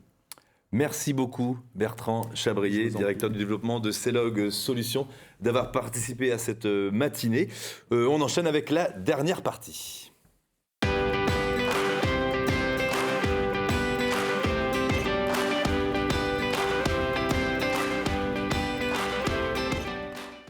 Nos invités se mettent en place pour cette dernière partie de ce colloque consacré aux nouveaux consommateurs, donc nouvelle supply chain.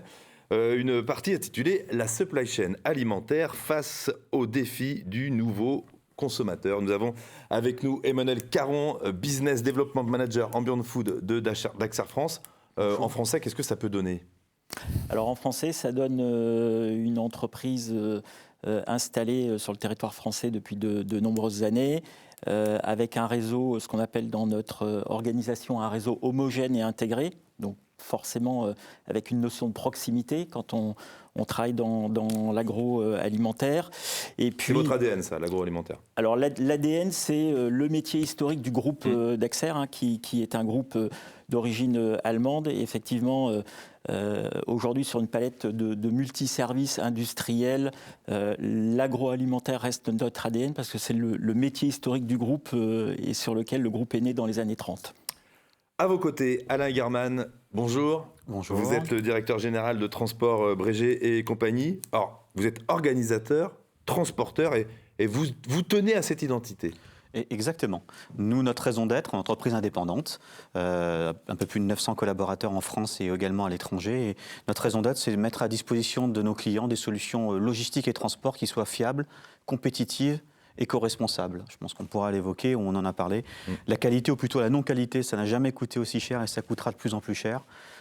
Donc il faut pouvoir gérer la qualité, l'animer avec nos clients, compétitif parce qu'on est effectivement dans un environnement dans lequel il faut trouver effectivement du sens et co-construire avec nos clients apporte souvent des vrais gisements de productivité, donc travailler avec eux en budget, et puis éco-responsable parce que c'est une valeur de l'entreprise depuis les années 95 où on avait engagé notre première politique environnementale, mais soyons éco-responsables, donc performance, c'est aujourd'hui l'approche de notre CAP 2025, la vision stratégique de l'entreprise, tout le monde en parle aujourd'hui, je crois que c'est juste une nécessité. Et en face de vous, il a pris la place de Bertrand Chabrier, Marc-Olivier Bernard. Bonjour. Bonjour. Vous êtes le PDG de Brasserie de Bretagne. Vous venez d'où ? Concarneau. Concarneau.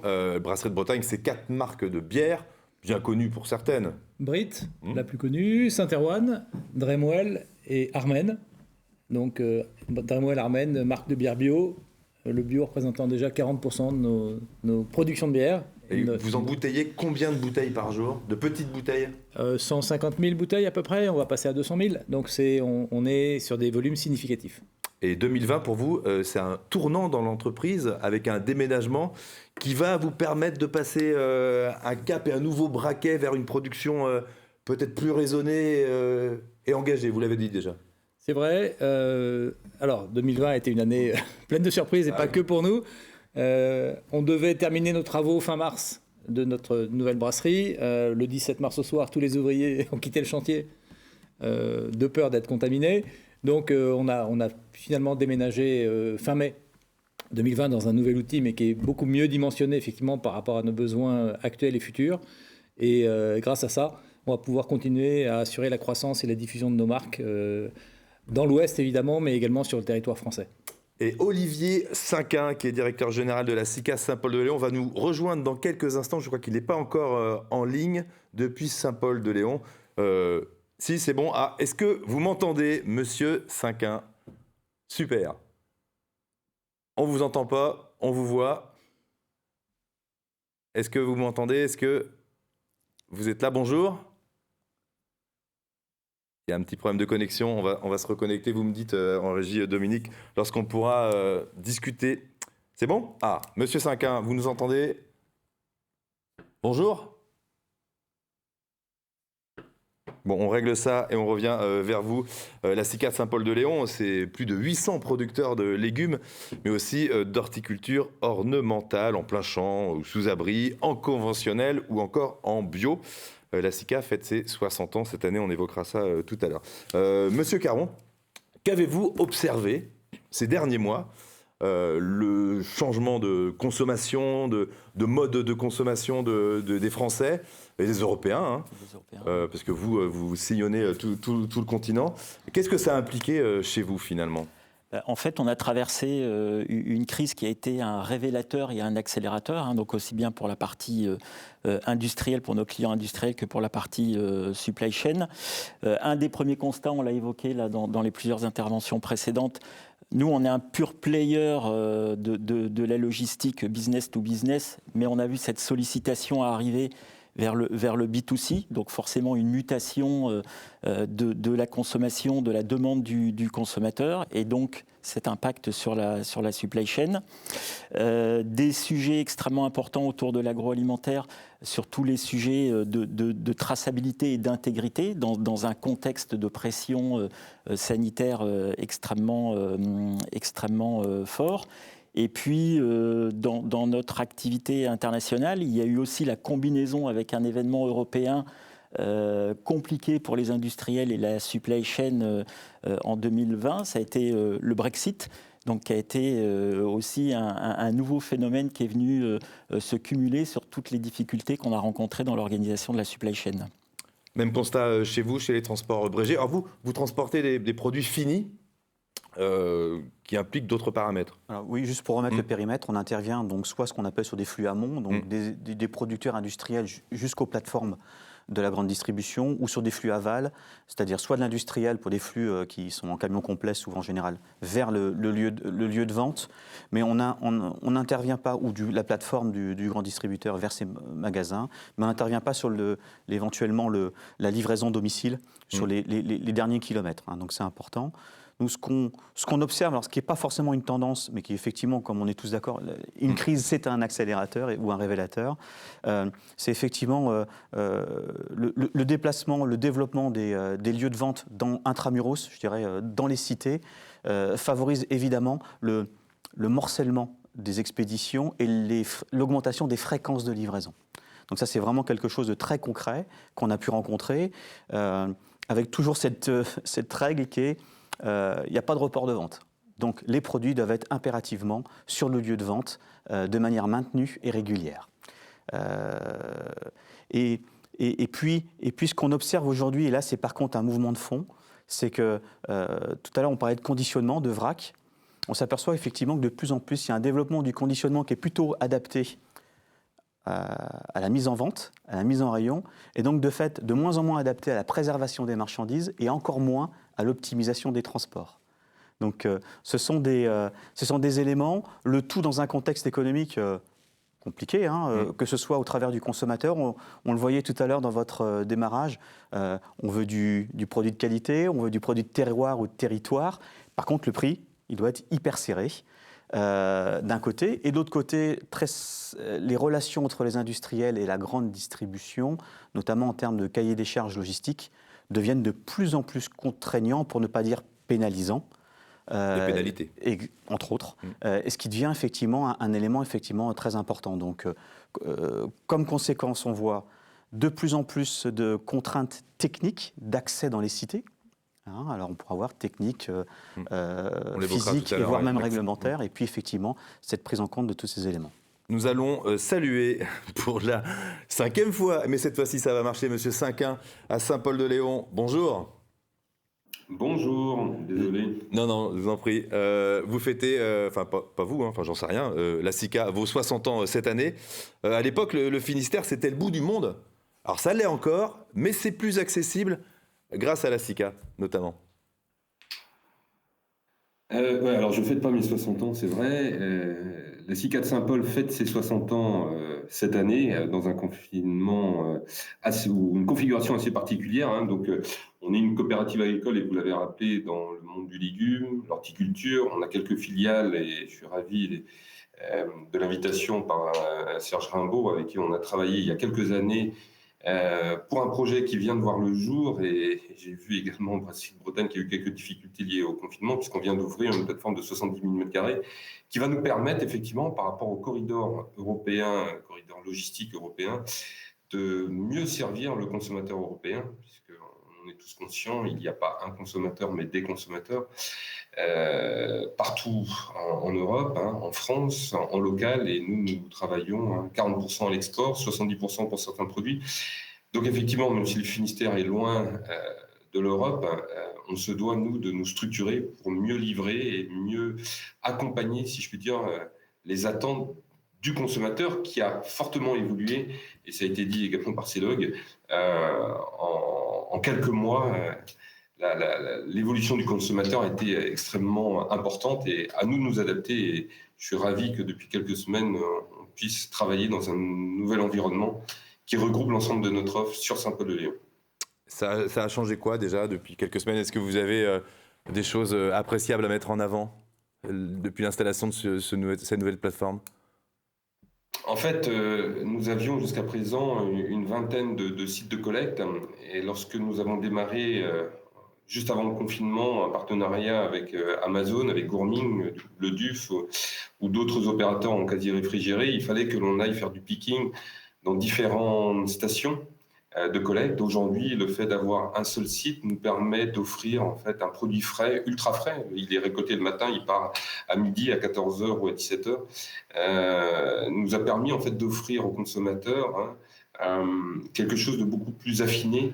Et donc même si on est en phase de développement et de démarrage, c'est une vraie réussite, parce qu'aujourd'hui, on va pouvoir offrir aux consommateurs tout ce qu'il y a de plus frais, d'original, avec une vraie traçabilité, parce que 100% de nos produits sont issus du Nord-Bretagne, et avec également, et ça a été dit avec la première intervenante de Réseau Vrac, avec la loi AGEC, donc moins de plastique, donc mieux pour l'environnement. Et grâce à cette plateforme, en fait, on va vraiment réussir à répondre aux attentes des consommateurs français, européens, bretons et locaux également, puisqu'on a ouvert tout ce qui est lié aussi au circuit court, donc la possibilité aux consommateurs d'acheter directement. On évoquera dans quelques instants avec vous à cette réorganisation. Ouais, on évoquera avec vous ce projet assez fabuleux de Smart City. À quelques kilomètres, à Concarneau, un autre Finistérien, Marc-Olivier Bernard, pour faire de la bière, il faut de l'orge, du malt transformé. Où est-ce que vous alliez le chercher, votre malt, il y a encore quelques semaines ou années ? Alors, en fait, on a toujours essayé de se sourcer localement. Donc, on travaille avec des exploitants agricoles de la région. Par contre, pour transformer l'orge en malt, c'est une opération un peu complexe. Et on n'avait pas d'outils de transformation en Bretagne. Donc, on allait jusqu'en Belgique, parfois, ou sinon dans l'est de la France, pour transformer notre orge en malt. Donc il y avait de l'orge breton qui partait en Belgique et qui revenait en Bretagne pour Absolument, faire pour être inclus dans nos brassages. Autant dire, pas une très bonne idée, mais on n'avait pas d'autres solutions. Et l'ensemble des brasseurs bretons, d'ailleurs, procédaient de la même façon. Bien sûr. Ce qui nous a amené à nous réunir ensemble en se disant, mais peut-être qu'on peut financer conjointement une malterie, donc un outil de transformation. Et on a mis ça en place fin 2019 avec une malterie qui était installée à Sker, donc dans le sud Finistère, et par laquelle on fait maintenant transiter une partie de notre orge qu'on transforme sur place et qu'on peut ensuite intégrer dans nos bières. Bio ? Bio, absolument, exactement. Donc on a commencé par le bio, même si le conventionnel est également une part importante de notre activité, parce que bio et local, ça fait complètement du sens, et avoir du bio qui a beaucoup voyagé perd effectivement complètement de son intérêt. Alors vous, il y a eu d'autres impacts, on en parlera tout à l'heure, cette crise a d'autres impacts chez vous, mais pour le coup, vous avez vu aussi vos ventes de bière bio monter en flèche ces derniers mois. Alors, elles se sont beaucoup développées effectivement en grande distribution. Malheureusement, on a perdu toute l'activité ce qu'on appelle CHR, café, hôtel et restaurants, qui sont encore fermés et qui risquent de l'être encore un petit peu. C'est 30% de notre activité qui est presque à l'arrêt, en tout cas qui a été en pointillé sur l'année 2020. Et c'est effectivement la grande distribution qui a en partie compensé en tout cas cette perte d'activité CHR, parce que les gens sont davantage présentés dans les magasins et ont acheté des quantités de bière importantes. Donc vous en sortez bien. Donc on s'en sort plutôt bien, voilà, exactement. Quand on se compare à d'autres, effectivement, on est plutôt... on sort plutôt grandi de cette crise, en tout cas. Mais vous faites du fût. Qu'est-ce que vous avez fait de tous ces fûts qui allaient avant dans les bars, les restaurants? Vous avez raison, le fût, c'est un emballage métallique qui est consigné, donc qui est très vertueux, qui fait justement partie de l'activité qu'on commercialise dans les CHR. Donc 30%, je vous le disais, de notre activité part en CHR. Les fûts, ils sont revenus chez nous finalement, puisque les clients nous les ont renvoyés en disant j'en aurai pas besoin là, dans les mois qui viennent. Et en général plein, effectivement. Donc on a stocké nos fûts pleins sur le site, ce qui fait qu'il y en a un peu partout aujourd'hui. C'est pas du tout prévu comme ça. Et on a goûté, et on continue à goûter toutes les semaines l'ensemble des fûts en stock. On en élimine une partie qui sont plus conformes au goût qu'on attend de nos bières. Et puis en fait, on est en train de remplir des nouveaux fûts pour la réouverture des cafés, je l'espère cet été. Donc vous, votre système, votre organisation, c'est que vous produisez donc 150 000 bouteilles par jour, mais que vous ne gardez pas sur place. Alors on a fait le choix de ne pas stocker sur place ces productions, parce que notre métier n'est pas justement d'être un logisticien. On travaille avec des partenaires de très compétents qui font ça pour nous. Donc on expédie tous les jours des camions de bouteilles pleines, prêtes à être commercialisées, qu'on stocke en particulier sur un entrepôt à proximité de la brasserie. Alors comme on parle beaucoup de RSE, vous avez un œil quand même sur les camions qui transportent vos bières? Oui, alors l'idée c'est d'abord de ne faire que du camion complet pour évidemment limiter les transports de camions qui seraient en partie vides. Et l'autre point, c'est que je milite pour que ces camions puissent passer à une autre énergie. Donc on parle de l'électricité, mais aussi de l'hydrogène, qui pour moi, je ne suis pas un expert, mais qui me paraît être une voie d'avenir aussi pour des transports de grosses charges sur des distances relativement significatives. Est-ce que c'est l'avenir Oui. Alors je profite de cet exemple que vous venez de citer. Nous au niveau du groupe Dexer, on est inscrit dans un programme de recherche en Allemagne, donc avec différents partenaires, puisque je pense aussi aujourd'hui le bon modèle en termes de nouvelle énergie n'est pas encore trouvé. Et puis on voit que la supply chain évolue, donc il va falloir bien s'adapter. L'hydrogène est pour nous un axe de recherche. Et puis on travaille aussi et on a déjà développé des outils que l'on connaît aujourd'hui, type bio-GNV, hein, donc aujourd'hui avec une trentaine de véhicules qui roulent en France, avec un programme d'atteinte de 50 véhicules environ d'ici 2023, parce qu'on est en phase de cette évolution de ce qu'on appelle la city distribution. Donc en fait des contraintes légales, environnementales de plus en plus fortes pour cette livraison du dernier kilomètre. Et puis autour de tout ça, effectivement, ce nouveau consommateur qui est très observateur et très en attente de ce sujet RSE et zéro émission, entre autres. Et vos clients aussi. Vous avez un exemple, par exemple, à Pantin ? On parlait de bière tout à l'heure, là on est plus dans les vins et spiritueux. Alors on va plutôt dans le secteur des vins et spiritueux. Effectivement, on assure la distribution sur la région parisienne. Donc Paris intramuros, c'est très proche périphérie d'un grand acteur des vins et spiritueux en France. Et aujourd'hui, dans le processus de renouvellement de son appel d'offres, le critère RSE et zéro émission, c'est-à-dire toute la mise en œuvre de moyens pour la livraison de Paris intramuros, a été le sujet principal de l'appel d'offres. Donc on voit bien qu'il y a une sensibilité très forte sur ce sujet. On parle beaucoup depuis le début de cette matinée de ce colloque d'omnicanal. Vous, au Transport Brégier, vous parlez aussi d'omniclient.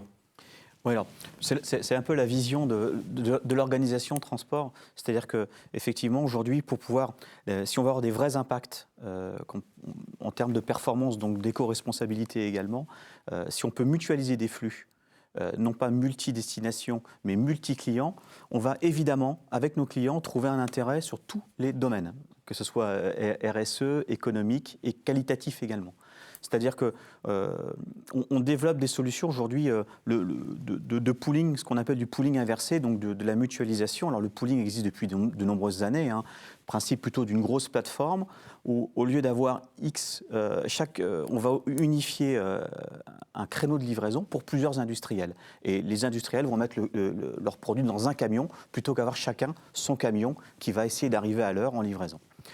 Ce qu'on propose aujourd'hui à nos clients, notamment, on l'a développé depuis maintenant quelques années avec le GIE Pointe de Bretagne et à l'origine avec Carrefour, c'est effectivement de faire ce pooling également en amont, c'est-à-dire travailler en co-construction avec les industriels en disant, voilà, si on met en place un cadencement un peu plus établi, on va venir chez vous charger non pas une destination, mais plusieurs destinations, et puis plusieurs clients s'il le faut, de manière à ce que derrière on vient limiter. Et effectivement, comme le disait Emmanuel, je pense qu'on est tous effectivement dans un mix énergétique. Alors, nous, il y a 5 ans, on a investi dans du bio-GNC, hein, du comprimé, parce que on divise par 4 les émissions de CO2. Hein, le liquéfié ou d'autres, c'est un peu différent. L'hydrogène, on y croit aussi, parce que le GNV n'est pas la solution, c'est une solution, tout simplement. On peut aussi l'associer avec du combiné, des combinés rail-route sur des tractions qui vont avoir un impact effectivement extrêmement intéressant et aussi en termes de pic d'activité permet de répondre des fois aussi à des sollicitations de vos clients, sur des promotions et autres. Et donc, sur la Bretagne, typiquement, on est aujourd'hui quasiment en solution bio-GNV sur tout le collectage et la distribution également, parce qu'on peut faire de la longue distance, même avec du comprimé. Et dans le Finistère, on n'est pas très loin de l'Angleterre, et on regarde justement les modes de vie de nos Anglais qui ont parfois des idées un peu avant les autres. C'est notamment un peu le point de départ de votre projet avec Niji, Smart City à la CICAD Saint-Paul-de-Léon. Ça vient de l'autre côté de la Manche. Oui, alors, nos amis anglais sont assez, je dirais, innovants. On a parlé d'environnement, on a parlé de la loi AGEC, qui nous concerne tous. C'est vrai qu'ils ont été quasiment les premiers au niveau européen, alors même si l'histoire fait qu'ils sortent là, mais en tout cas à interdire les véhicules dans les centres-villes. La taxation en fait de la ville de Londres était de longue date très innovant, même si ça paraît absurde aujourd'hui, mais en tout cas les camions ne circulent pas beaucoup dans les grandes villes anglaises. Tout ce qui est distribution, les Tesco, les Safeway et les autres, nous ont montré aussi que la sécurité alimentaire, la traçabilité, un certain nombre des intervenants travaillent avec le marché anglais, ce sont des gens extrêmement exigeants. Et effectivement, à la lecture un petit peu de ce qui se passe chez nos amis anglais, on a lancé un programme qui s'appelle Smart City, et ça a été évoqué par les précédents intervenants, c'est comment atteindre le consommateur de demain qui à son domicile, qui à son entreprise, et Serge Rambaud l'a bien introduit, la consigne urbaine, les accords d'entreprise, la logistique urbaine dans sa globalité.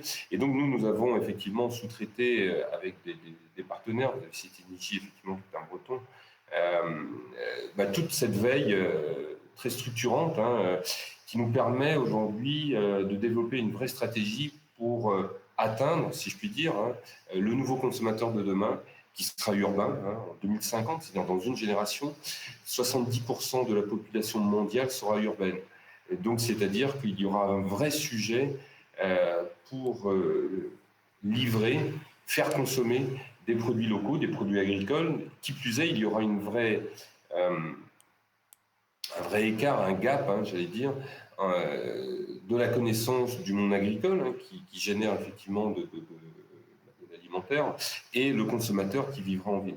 Donc c'est un vrai challenge, et aujourd'hui on le construit grâce à des salons, grâce à des veilles que l'on réalise, et le projet de Villard-Graines, la plateforme de 70 000 m², fait partie de cette dynamique. Avec Gourming, le groupe Le Duf, on a travaillé sur la restauration étrangère également, en créant une plateforme sur Paris pour livrer en fait du légume, mais plein d'autres choses, du poulet et des huîtres de Bretagne. Avec le groupe Amazon également, on a travaillé. Voilà, donc il y a une vraie dynamique aujourd'hui au niveau du groupe de la SICA de travailler effectivement sur la Smart City, c'est comme ça qu'on l'a appelé.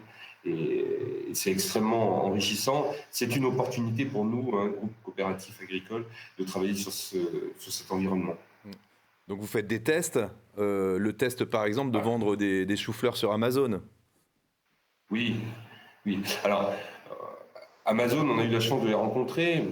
Je n'ai pas de jugement de valeur sur les valeurs de l'entreprise qui ont été fait valoir, entre guillemets, quelques critiques par votre presse.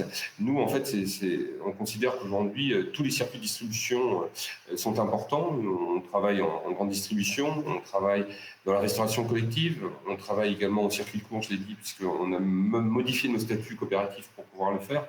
Il y a une réglementation européenne qui est très stricte là-dessus. On s'est dit Amazon, pourquoi pas. Et Amazon, on l'avait démarré en horticulture. On est passé d'une centaine de colis hebdomadaires à 1500. Au pic, on est monté jusqu'à 5000. Aujourd'hui, on plafonne à 1500, ce qui est énorme. Et aujourd'hui, effectivement, on livre des paniers via Amazon avec une logistique qui est très spécifique, puisque ce sont des petits fourgons avec du frais, du froid. La chaîne de froid ne peut pas être rompue également. Et effectivement, c'est très enrichissant parce que ça nous permet de progresser, d'avoir un retour consommateur direct, sans écran, et donc nous faire progresser collectivement en fait sur différentes attentes qui peuvent être faites par tout à chacun en fonction des envies, des attentes. Et c'est vrai que c'est pour nous très enrichissant, puisque chaque maillon, et on a parlé, et le président en a parlé de la supply chain, chaque maillon ayant un intérêt, quelquefois il est toujours intéressant d'aller jusqu'au consommateur final, voire le destructeur, même si c'est pas très joli comme terme, mais en tout cas d'aller vers le consommateur et de voir la perception qu'il peut avoir sur tel ou tel produit. Et pour nous, c'est essentiel, que ce soit le goût, la présentation et autres. Dans les brasseries, à la brasserie de Bretagne, vous essayez aussi de tester des choses, pour avancer un peu sur ces questions d'environnement. Et vous êtes associé au projet Distro, qui travaille à la mise en place de systèmes de réutilisation de contenants pour les producteurs de boissons. Bon, concrètement, vous, c'est les bouteilles de bière. Alors, vous en êtes où dans ce projet Distro ? Alors, ce qui est intéressant, c'est la consigne, quoi. Oui, c'est ça. Ce qui est intéressant, c'est de comprendre que la bouteille verre est un conditionnement qui se détruit, mais se régénère en quelque sorte. Donc, on pourrait dire qu'il est vertueux, sauf que ça consomme beaucoup d'énergie, finalement, de casser des bouteilles et de les fondre pour refaire des bouteilles. Donc, on s'est dit qu'on pouvait travailler sur un principe de consigne, donc de réemploi des bouteilles. Et pour ça, on est en train d'expérimenter, effectivement, à petite échelle pour le moment, sur la partie ouest de la Bretagne, le fait que nos bouteilles puissent être consignées, donc lavées par un prestataire extérieur, et ensuite restituées à l'entreprise pour être à nouveau remplies. Le schéma est assez vertueux, il est juste un petit peu compliqué, parce que nous, on veut évidemment des bouteilles parfaitement propres. Et ça se conçoit pas seulement tout seul. On est trop petit pour penser ça à notre niveau, donc on s'est associé aussi à d'autres opérateurs, des brasseurs comme nous en bière, mais aussi des gens du cidre ou un producteur d'eau comme Planquette par exemple, qui a cette même problématique, pour réfléchir ensemble à la meilleure chaîne finalement qui nous permette de récupérer ces bouteilles, de les laver et de les remettre dans le circuit de production chez nous. On parle d'abord des restos et des bars. Alors, on a pensé que c'était plus simple, effectivement, et c'est ce qu'on est en train d'expérimenter. Les cafés ou les restaurants, ils sont déjà livrés par des grossistes qui amènent des bouteilles et qui repartent avec des consignes, y compris avec nos consignes de fûts métalliques. Donc ça, c'est un circuit qui existe déjà. Donc on s'est appuyé sur ce circuit-là pour tester. On a trouvé un prestataire qui peut laver les bouteilles pour nous. Et donc on va partir sur ce projet-là. Quand on aura appris à fonctionner comme ça, on se tournera évidemment vers la grande distribution également pour mettre en place un système analogue. Mais ça veut dire qu'il faut acheter des millions de bouteilles. Alors, s'il vous en faut déjà 150 000 par jour. Oui, sauf que on va les acheter ensemble. Ouais. En fait, producteurs, on aura les mêmes bouteilles finalement entre nous. On aura juste des étiquettes qui seront différentes pour identifier, et puis évidemment le contenu des bouteilles. Et en fait, peut-être qu'on achètera finalement moins de bouteilles au global, parce que justement, elles auront la capacité à être réemployées au moins 10 fois, peut-être, donc lavées et réutilisées régulièrement. Donc on va plutôt réduire le parc de bouteilles. Et par contre, elles vont effectivement circuler, mais circuler dans des canaux qui existent déjà, puisque les grossistes livrent déjà les points de vente et récupèrent déjà les produits. Donc c'est ça qu'on va essayer de démontrer et de faire fonctionner. On est un peu à la ramasse en France sur la consigne, non? Alors, il y a des produits qui fonctionnent déjà en consigne. Et même dans les cafés, des produits comme Perrier, par exemple, sont des bouteilles qui sont consignées. Donc c'est des gens qui n'ont pas perdu ça. Nous, les brasseurs en Bretagne, on a un peu perdu cette habitude de faire du consigné. On est tous... surtout des gens de mon âge, on a connu les bouteilles consignées étant jeunes, on a un peu oublié ça, en fait on est en train d'y revenir et de le faire de manière vertueuse. 2020-2021, c'est aussi des nouveaux produits qui arrivent sur le marché que vous devez transporter, on appelle ça la tech food. Il faut toujours avoir un œil sur les évolutions de vos clients. Oui, absolument. Alors, la particularité de l'agroalimentaire, je pense que c'est important, c'est 98% de PME et de TPE qui sont très innovatrices en termes de produits.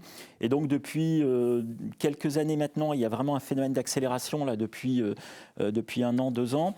La tech food, c'est-à-dire l'arrivée de nouveaux aliments technologiquement évolués avec beaucoup de recherche, qui vont forcément avoir un impact sur la supply chain. Alors c'est quoi? C'est aujourd'hui, par exemple, nous on le voit au quotidien, notamment dans la région Bretagne, on voit des produits issus des algues, par exemple, qui vont aller dans l'industrie agroalimentaire ou dans la cosmétique. Donc on en voit de plus en plus. Et puis il y a un sujet chez les industriels en termes d'innovation autour de la protéine.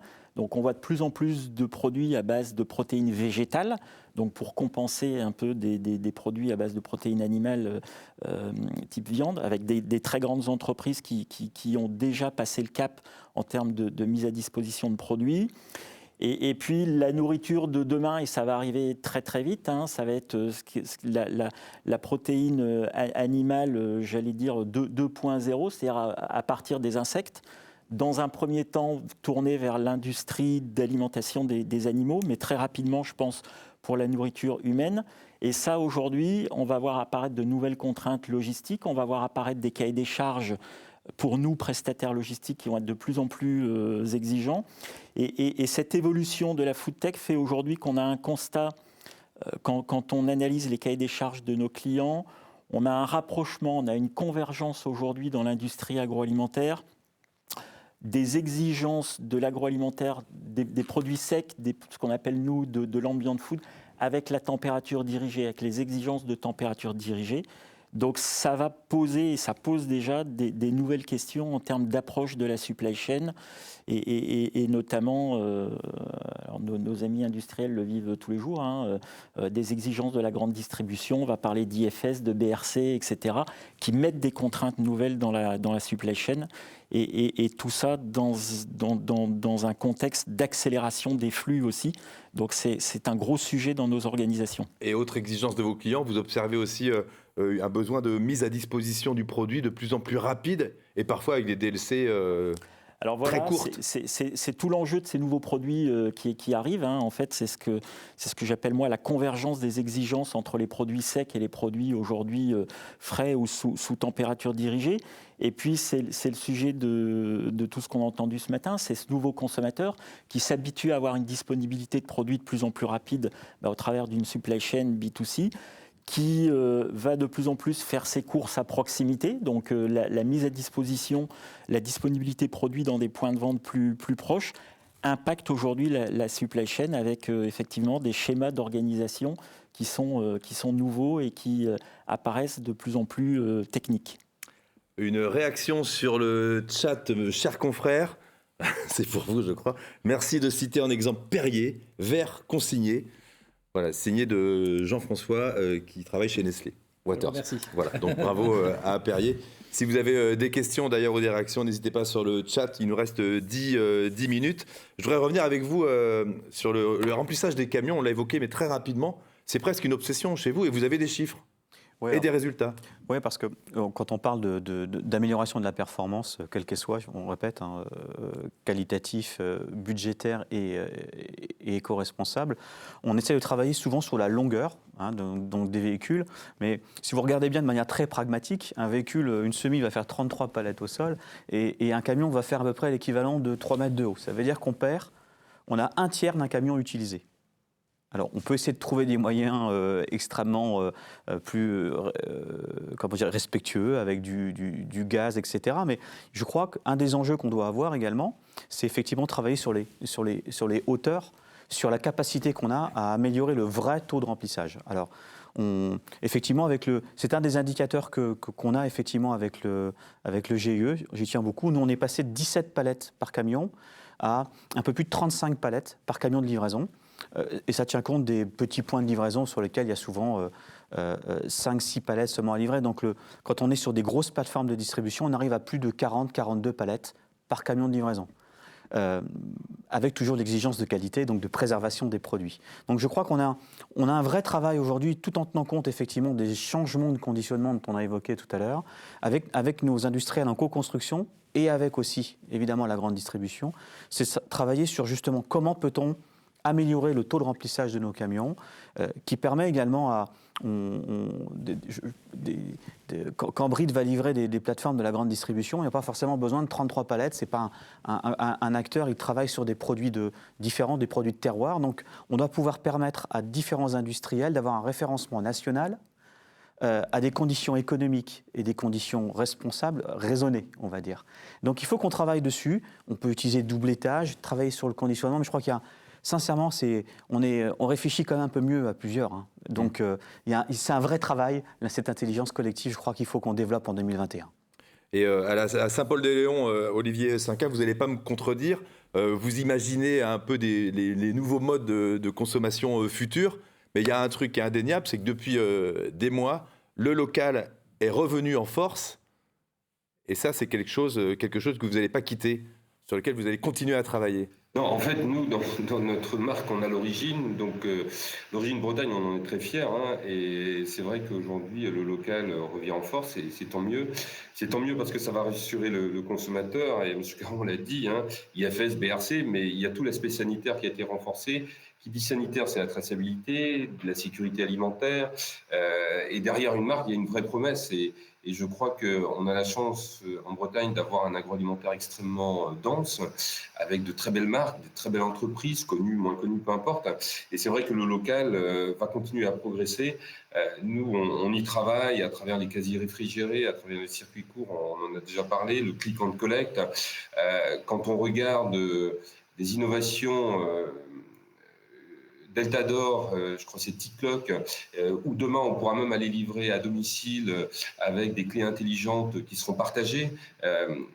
Il est de notre ressort et je crois que c'est extrêmement enrichissant et très innovant, donc une réelle opportunité de travailler sur tous ces circuits. Nous, on en est convaincus en tout cas et très attachés à cette origine et à cette traçabilité du circuit court et de la proximité avec le consommateur, quel qu'il soit d'ailleurs. En tout cas, pour conclure avec vous, Olivier Cinquin, c'est une période qui vous a appris à être agile, mais alors là, super agile, très agile, extra agile. Je crois Que les transporteurs le savent, lorsqu'on parle d'agilité dans les légumes frais, le produit, la volumétrie de demain, je ne la connais pas. À cette heure-ci, il est 11h50. Je ne sais pas ce qu'il y aura demain. Donc, on va voir en fonction des températures et de la climatologie. Et c'est vrai que cette agilité, pour nous, elle est essentielle. Le produit est récolté le matin. Il est reçu aujourd'hui dans une plateforme et doit partir à midi, à 13h. Enfin, il y a différents créneaux horaires.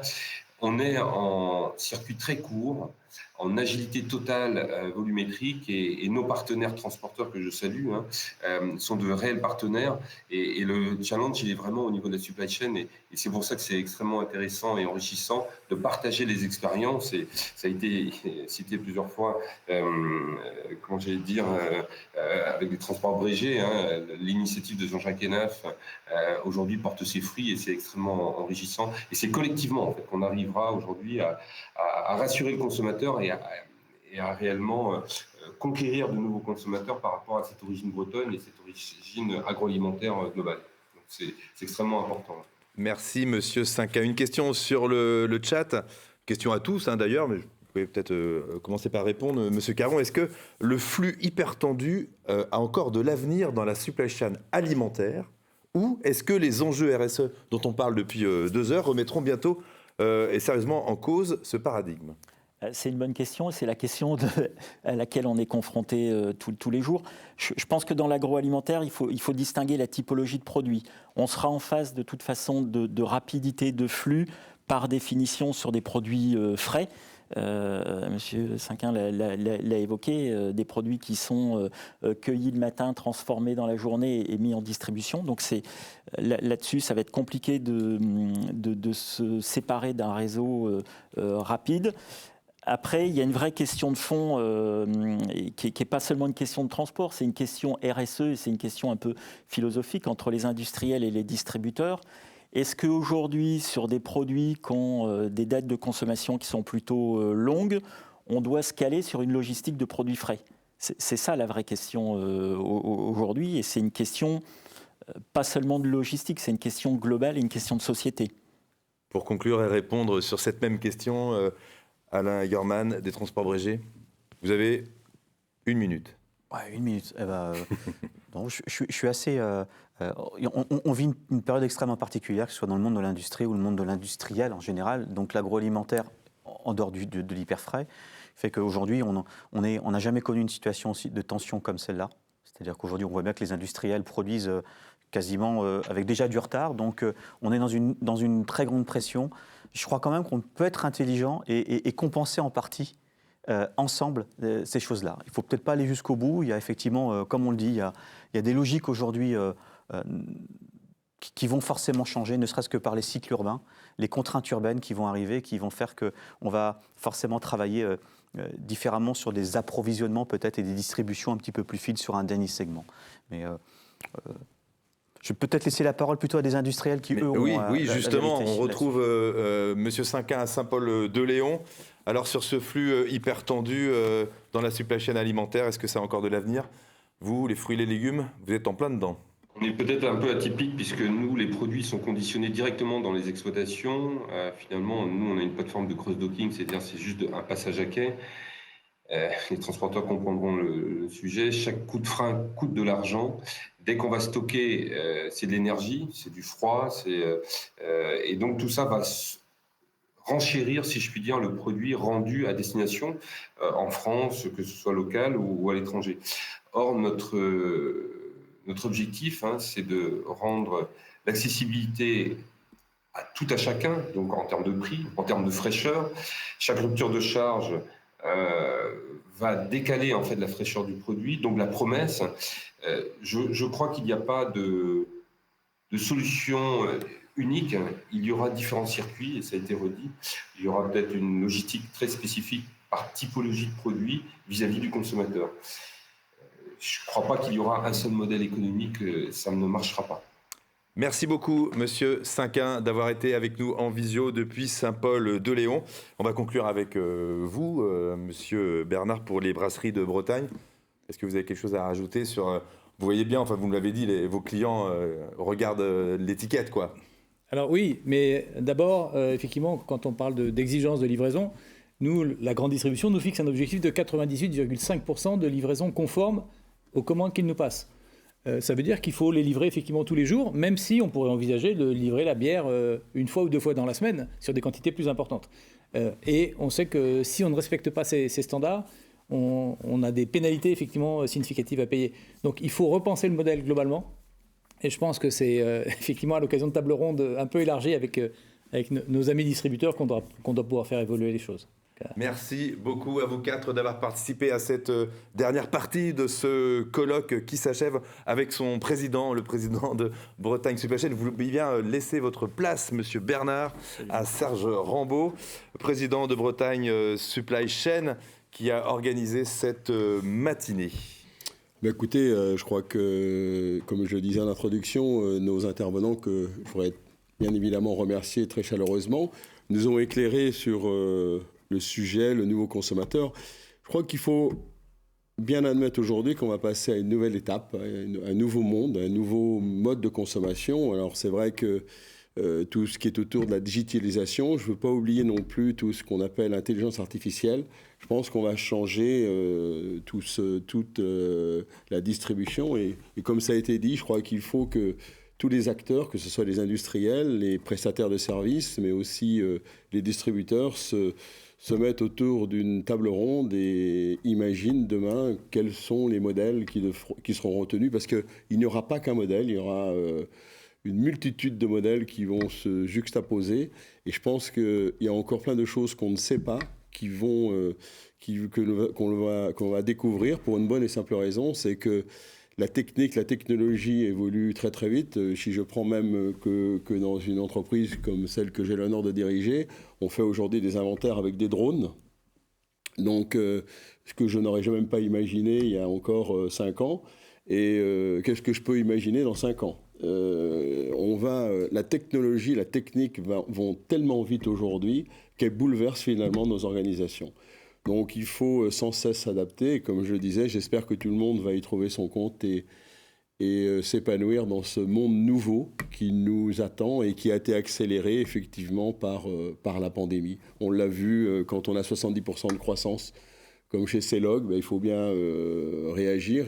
Mais tout le monde, les transporteurs, les prestataires, les industriels. Donc je pense que ce colloque, il est très révélateur d'une situation qui est en train de bouger et qui va encore énormément bouger. Je voudrais aussi vous remercier vous pour l'animation, c'était parfait, et remercier les 3 permanents de Bretagne Supply Chain, Élodie, Wen et Mathilde, qui ont organisé ce colloque, parce que sans eux, ça ne serait jamais parfait, et avec eux, c'est toujours parfait. Je me joins à vos remerciements, donc Élodie, Mathilde et Ewen. Merci également aux équipes techniques de TVR de nous avoir accueillis sur ce plateau. La journée se poursuit d'ailleurs, Serge, pas en ligne, mais voilà, en tout cas on sera plus sur ce plateau cet après-midi. Merci à tous les participants d'être venus jusqu'à nous pour ce colloque consacré aux nouveaux consommateurs, aux nouvelles supply chain, et 1000 excuses pour les soucis techniques rencontrés au début de cet événement. Très bonne journée.